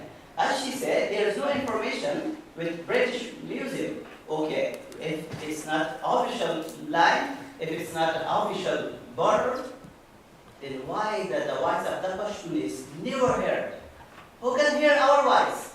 Who can hear the voice of the Pashtun people? They are in the bad situation for the moment. Thank you very much. Then I will give my speech. Well, I think you might Yes, answer first but because I still have to give my speech, and I'm talking about this at the end. So. Okay. Well, I would love to answer your question. Exactly, I am totally agree with you. 100%. Enough time of analyzing minutes of everything of this treaty, which never officially exists. But okay, there's another question. Let's take practical steps. Agree again, but how? We diaspora living in Europe, America, Canada, whatever, we have to accept the legal steps about doing and undertaking something their-wise, because in Europe, for example, we cannot. We Pashtuns, we think, okay, we are in danger. Pakistan is doing this, Afghanistan is doing that, Taliban is doing this, who is doing everything. But here the matter is totally different. We have to, if you want to change the situation, do it exactly like our leader, anyway, it is my leader, Mansour Pashtun. How he suggested, let's do it that way. We have to work ourselves. Come with the plan, go to the United Nations, go to the European Union. European is not our direct responsible. We are responsible, nobody else.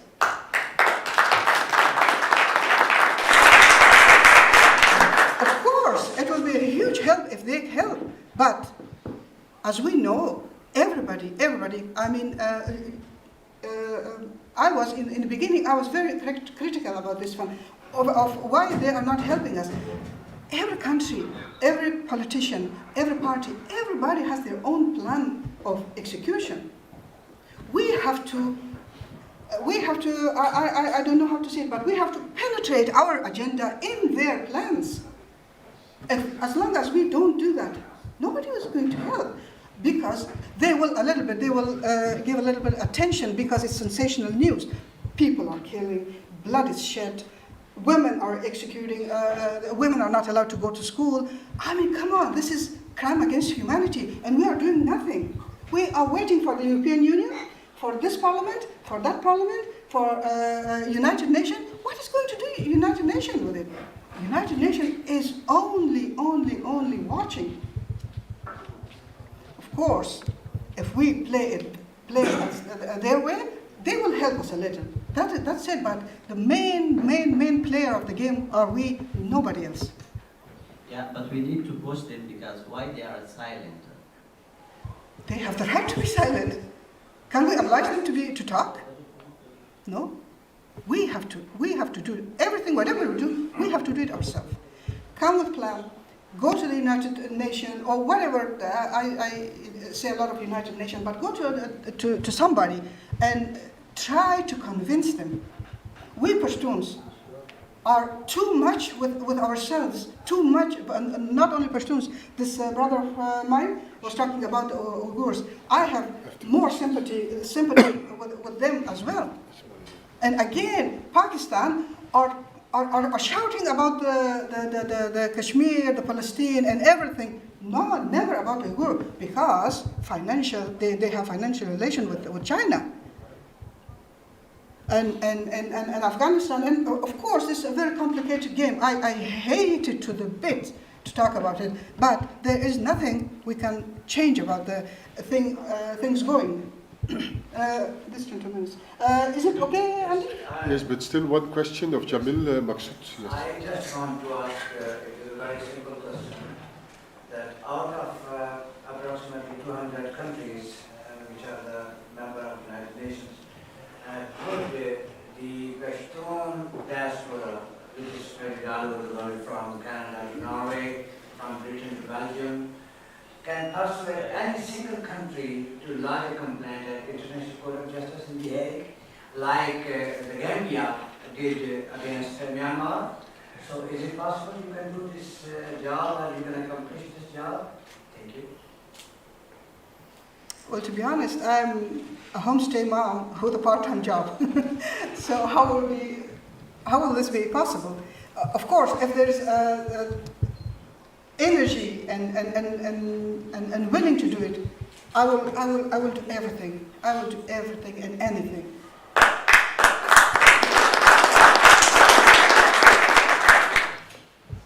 Yeah.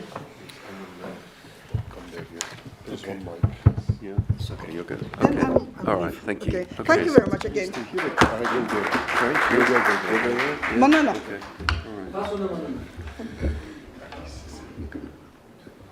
Okay, thank you very much. So I think we're coming towards the end. I've learned a great deal. I understand more and more about this. So this needs to be resolved. We're hearing that, and we've heard some ideas about contacting going to the EU, going to the UN, International Court of Justice, a referendum. It's various ideas. So I'll leave it to Andy to wrap up. Yes. First of all, I want to answer some of your questions. We only have one mic. So we have to make the people aware about the problem. That's the first thing. If you want to change the system, people have to know. And I had history in school, but I had never heard something about the Durand line. We only hear parts of the history. We don't hear a lot of the British Empire. We don't hear a lot of this colonialism. We don't hear a lot about the injustice who was done against the Pashtun community. But I made a report last year about the enforced disappearances and about the Pashtun movement being suppressed in Pakistan. More than 80,000 people were killed. I put it into the reports.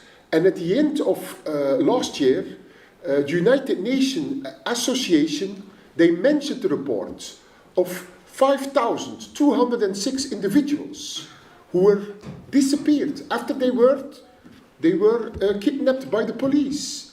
In the report, you can find it on the internet, you can find where the people were kidnapped, when they was kidnapped, who was responsible, what was their passport number. You can find all the information about 5,206 people who disappeared. A lot of these people were Pashtuns. Pashtuns who disappeared. They are no longer there. We cannot find them back. And it's therefore really important to make the people conscious. And therefore we did this conference. Because when I asked to the people what is the Durand line, half of the European population, they didn't know it. I contacted somebody from the External Action Service of Pakistan who was busy with Pakistan. And I asked him to come and to have a speaker on this event. And he didn't know what the Durand line was. So a lot of people are not aware what it is. Dus if we want to change the system, first the people have to be aware of the problem. And therefore are we here today. We organized this conference to make the people aware of what happens there. Yeah, exactly. Ladies and gentlemen, today I'm here as the president of the World Council for Public Diplomacy and Community Dialogue, and a human rights defender today for the Pashtun people and organizer of this important conference. I stand before you to empathize with how I view the Durand line as a human rights defender for the Pashtun people. But first I would like to ask for a round of applause for all of our speakers. And please stand up when you hear your name. Thanks to Stanagul Sherzat.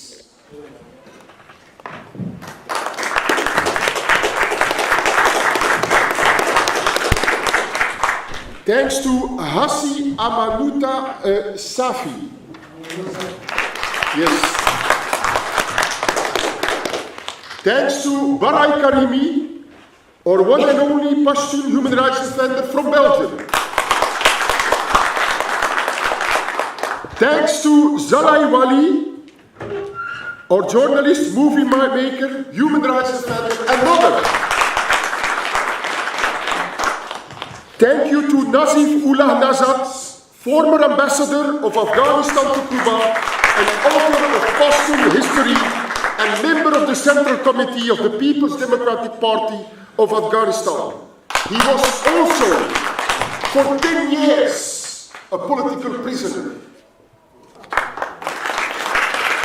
Thanks to Khizr Hayat Afridi, human rights activist and social media friend. Thank you. Thank you to Julian Hale, our moderator.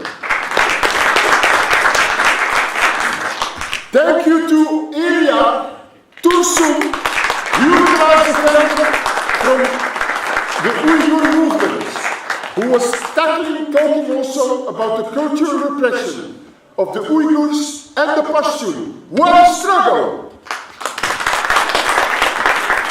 Thanks to Jamil Maksous, UPNP Foreign Secretary.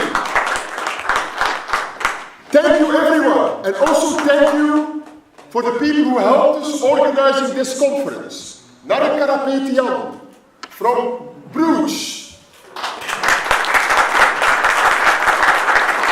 Thanks also to Serge Janssen. Serge Janssen helping us with getting pictures.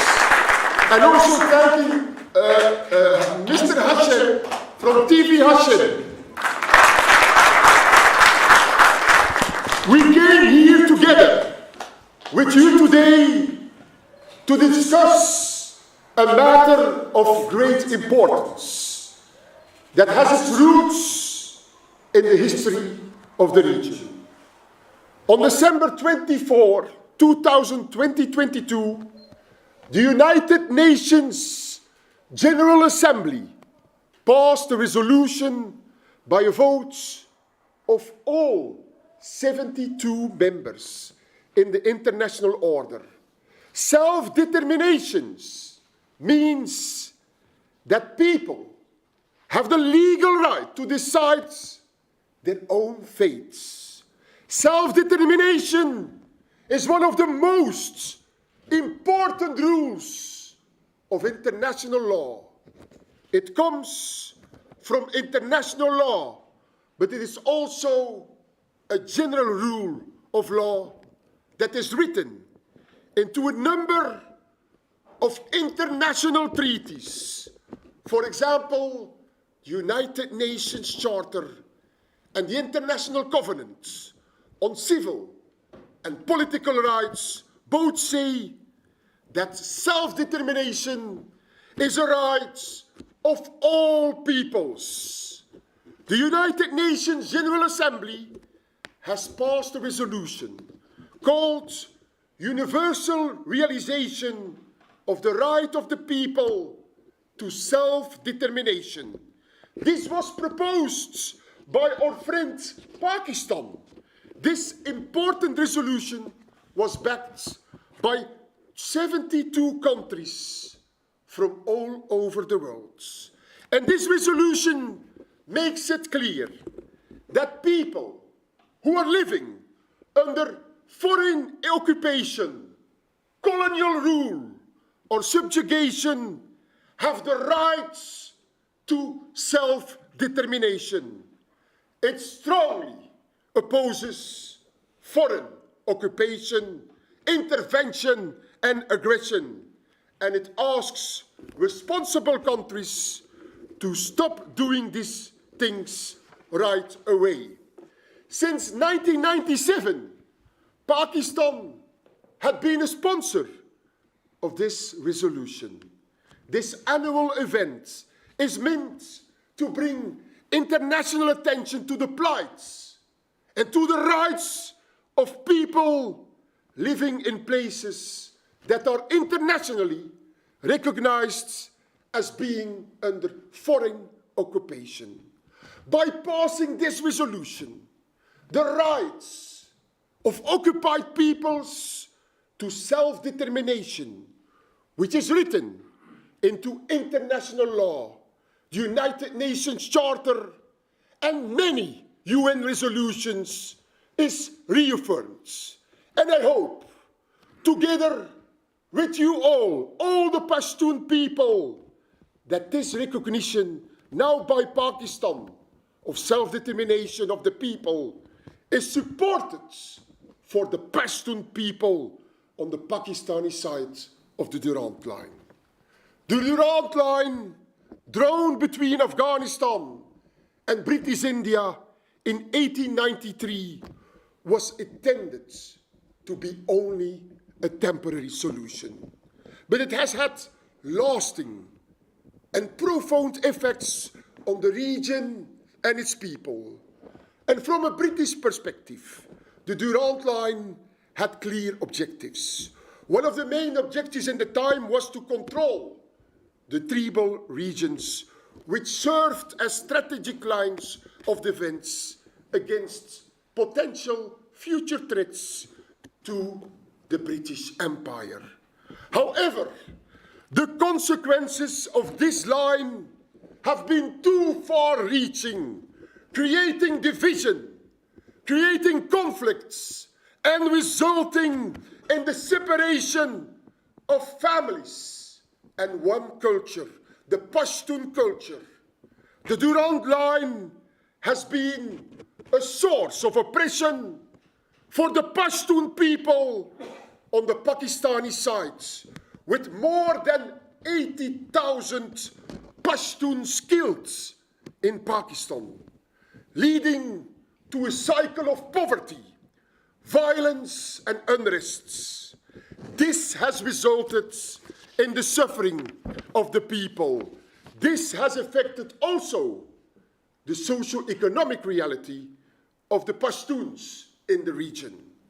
In light of this, I call today, together with us all, for an official referendum, carried out in control by the United Nations for the people on the Pakistani side of the Durand line. And it's time for the people to have their say in their future and for their voices to be heard. This referendum is a crucial step towards rectifying the mistakes of the past and creating a better future for all Pashtuns. We must join together in this call for a referendum and work towards a future that is inclusive, just and peaceful for all. The history of the Durand line is a reminder of colonial legacy that still affects our region today. I'm a Pashtun today.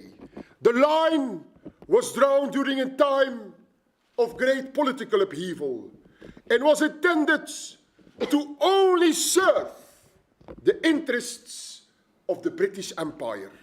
But the events of the recent history have only served to highlight the urgency of this issue. The war on terror, the rise of extremism, and the ongoing conflicts in the region have all had a profound impact on the people of the region.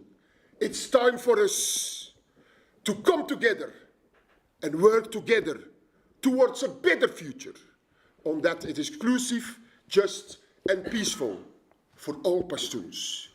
We must use this opportunity to rectify the mistakes and reunite our Pashtun people and our Pashto culture.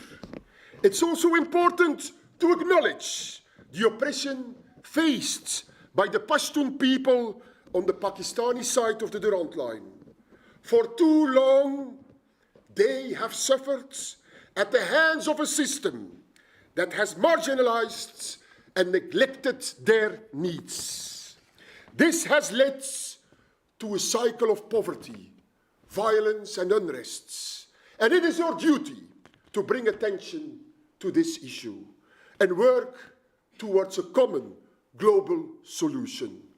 We must work all together towards a future that unites us, that honors our shared heritage, and that upholds the principles of democracy and justice. And let us be inspired by the words of Martin Luther King Jr. and continue to work towards a world where justice, equality, and freedom can prevail. Let us stand in solidarity with the Pashtun people and all those who have been oppressed, and let them be the change that we want to see in the world. As Barack Obama once said, change will not come if we wait for some other person or some other time. We are the ones we've been waiting for. We are the ones we've been waiting for. We are the change that we seek. Let us be the ones that make good things happen. Let us stand up for what is right and work towards a better future for the Pashtun people. Let us fill the world with hope and be the change that we wish to see. Thank you, and let us continue to work together towards a brighter tomorrow with a referendum for the Pashtun people on the Pakistani side of the Durand line, under control and co-organization of the United Nations. Thank you.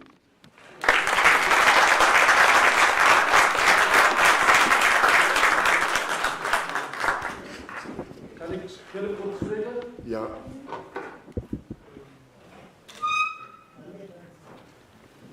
Mijn naam is Shirin Safi. You can come here. You can come here. Ik ga heel kort spreken. Ja, ja.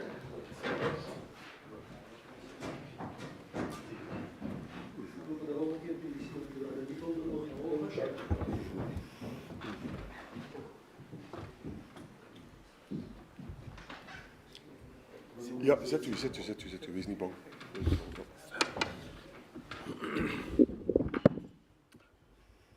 Mijn naam is Shirin Safi. Iedereen hartelijk welkom in deze conferentie. En hartelijk bedankt van het comité van deze conferentie. En speciaal bedankt aan de heer Andy Vermaut, sorry. En collega's. De Berlijnmuur was echt een groot probleem voor de hele Europa. En ook Durand is een heel groot probleem voor de Aziatische landen en extra voor de Afghanistan. Afghanen nooit accepteren de Durand. Bedankt van de alles.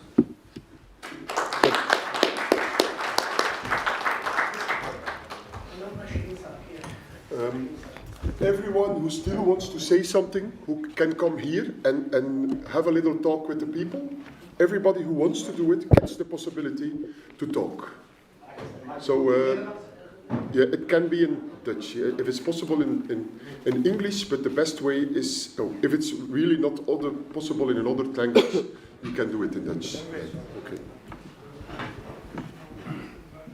But present yourself. Dus en zit u daar. Oké.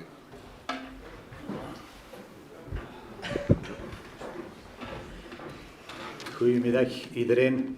Goedemiddag dames en heren. En bedankt voor meneer Andy Vermaut dat deze belangrijke conferentie georganiseerd. Ik ga niet over... Mijn naam is Jawed Ahmadzai en ik ben voorzitter van de Afghaanse moskee en Afghaans cultureel centrum in Antwerpen. En ik ga niet spreken over geschiedenis en over andere dingen, heeft iedereen al heel lang gesproken. Maar ik wil gewoon even zeggen dat de Durandlijn is voor ons echt zoals een kanker. Dat is erger dan een kanker voor ons. Want als je ziet, hier in Nederland of in België heeft iedereen recht voor moedertaal en zo. Maar in Pakistan, 40 miljoen mensen, die mogen niet in eigen taal spreken. Die mogen niet in eigen taal in school gaan.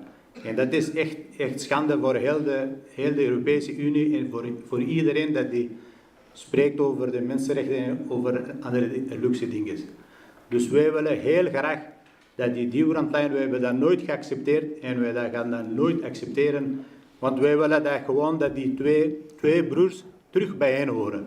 En dat is gebeurd 130 jaar terug. Ik weet dat het heel pijn doet. Dat is juist zoals meneer Safi zegt, dat als de Durandlijn weg is, dat is ongeveer hetzelfde zoals in de muur van Berlijn. Dat die weg is en de Europese Unie is rustiger geworden. En op zo'n manier worden Azië en Afghanistan ook heel rustiger. Dus ik vraag aan meneer Andy Vermaut, sorry. Ik vraag gewoon even of dat u bereid bent, dat u wilt met ons deze discussie naar het Europese parlement en naar andere bovenorganisaties te brengen. Dat is mijn vraag van al uw kanten. Bedankt.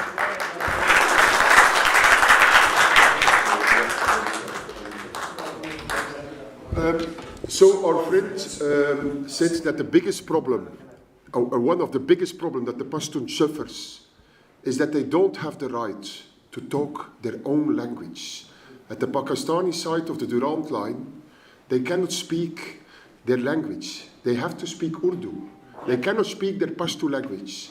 So that's a big problem. And that's a lot of cultures in the world face the same problem.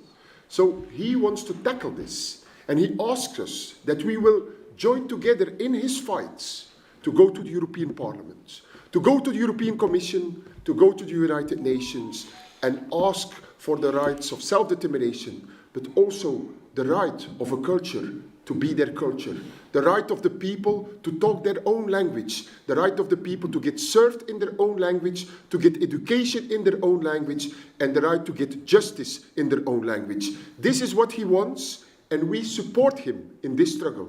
We will work together in this struggle, and we will have a second conference. This year, the 12th of November, it's 30 years ago. That's the official Durand line.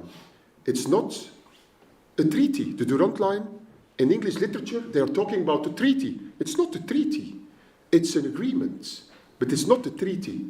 It's not valuable anymore. It's not valid anymore since more than 30 years on the 12th of November. And I hope that we can come together the 12th of November with a plan. With a plan to help the Pashtuns and help and to think about which questions should be asked in a referendum and how we will tackle this issue. Because the Pashtuns, they deserve their culture. They deserve to be called a culture with a name. And they deserve to be taken into account. And some people, I talked with some people talk about an independent Pashtunistan. Some other people talk about the great Afghanistan. This is not my debate.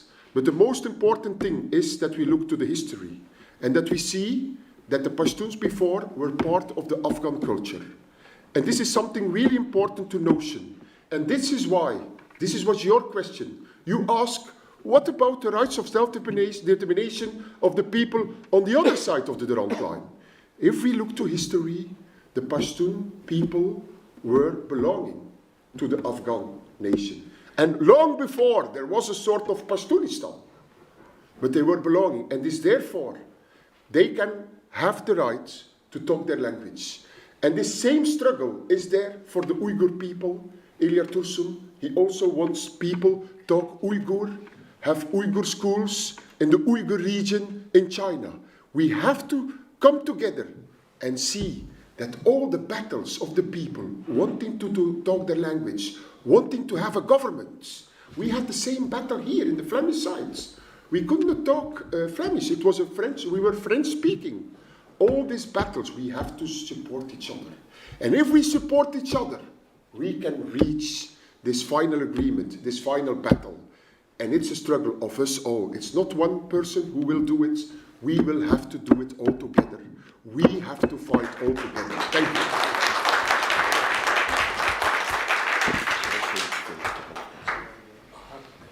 Yeah. Oh yeah, you still have one? Okay. Yeah, come. You can come here. My voice is on. Because we need the micro. Okay. Okay. Then afterwards. Yeah. Me too, 16th of May. Is the last one now? No, Okay, you want to say something? Yes. Yes, okay. Then, sorry. No problem. It's better that you speak English. You will. Yeah, English. Okay. Thank you.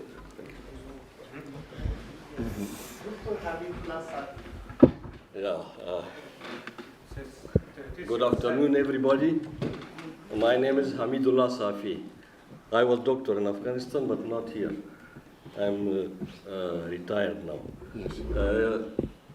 I want to mention one thing that if the Durand line is de facto, as my friend said, why did some countries recognize it as a border between Afghanistan and Pakistan? And the second one, you said that referendum. There was a referendum, some friends may remember that when Pakistan was established in 1947, and in 1948 it was a referendum. And Khan Abdul Ghaffar Khan was the leader of that, and they said that you Pashtuns should choose between India and Pakistan, not independent country. After that, yeah, one said Quran. Iran would But you know that most Pashtuns are Muslims. They choose for Quran, but not for Pakistan. Yes, but it's therefore that we say under control of the United Nations, not under control of the Pakistani side. Of the Pakistan. Yeah, No, okay. no. It's therefore that we are saying this. These two questions. Yes. If somebody asks. Yes. Yeah, I will quickly answer this. Thank you.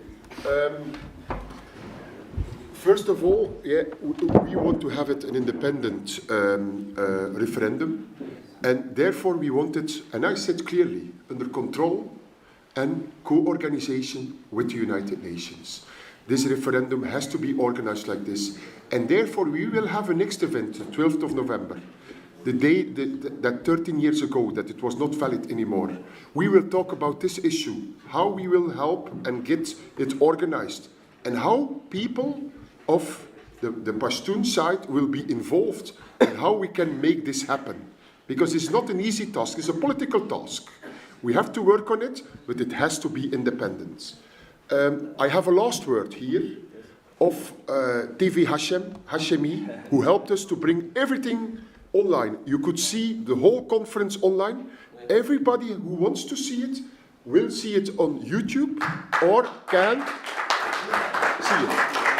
It was broadcasted on 20 channels, also on Facebook, on 20 different channels. One of the channels was D19, D20, a collective of 150 NGOs, really important that it was also seen there, because a lot of people don't know anything about the Durand line. So we made this awareness, not only by you being here, but also by casting it online. Thank you, TV Hashem, thank you.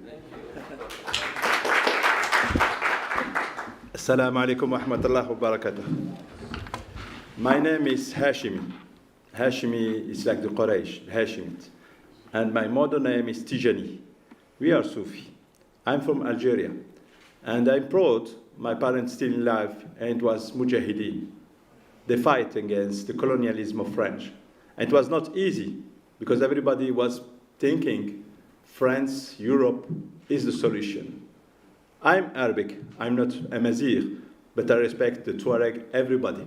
And you know, human rights was in Emir Abdelkader in Algeria, and we was defending for this human right, for the right of the women, for the right of the children, and alhamdulillah, like Rasul Sallallahu Alaihi Wasallam says, before choosing a house, you have to choose your neighbor.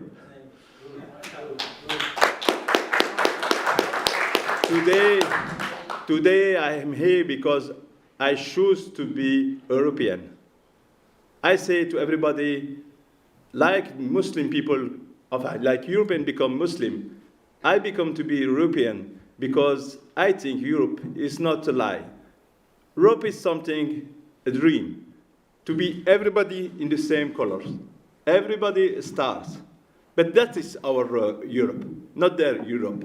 Because you know, it's a shame today to Europe to ask people to help them or to support their fight, and they didn't support our fight.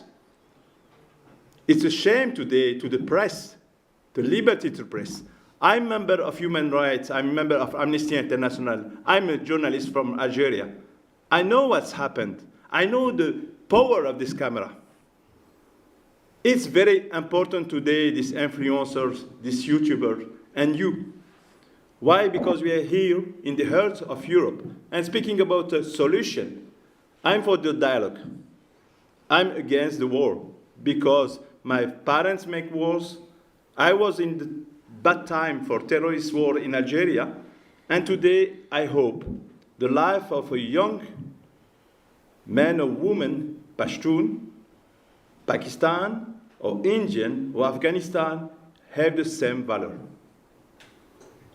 For me, the education is the first thing. اقرأ باسم ربك الذي خلق. And I translate it to all people to saying, our first obligation is education. Perhaps for us it's too late, but for our children, it will be a time. Then for me, I support you, and it was a pleasure today to join Andy and to join all the people to say to Europe, we are live. We want a solution of peace. why not with this referendum? But we have a request. And that's why it's very important to broadcast it, to share it, and that is why I'm here. I'm not here against the country, and my question is, in the human rights in the United Nations, we have a day of international living together in peace, is the 16th of May. Then I hope the Pashtun will join us the 16th of May here in Brussels, in the heart of Brussels, to live this day together in peace. And thank you very much for your attention. Yeah. Okay. You can stop the online. Okay. Thank you very much. So we'll just bring the discussion to a close. Thank you, everyone. Thank you. Thank you. Can we still take a picture? Is it still possible for everyone that we can take a picture together? Yeah. For the people who want to be on the picture, you're not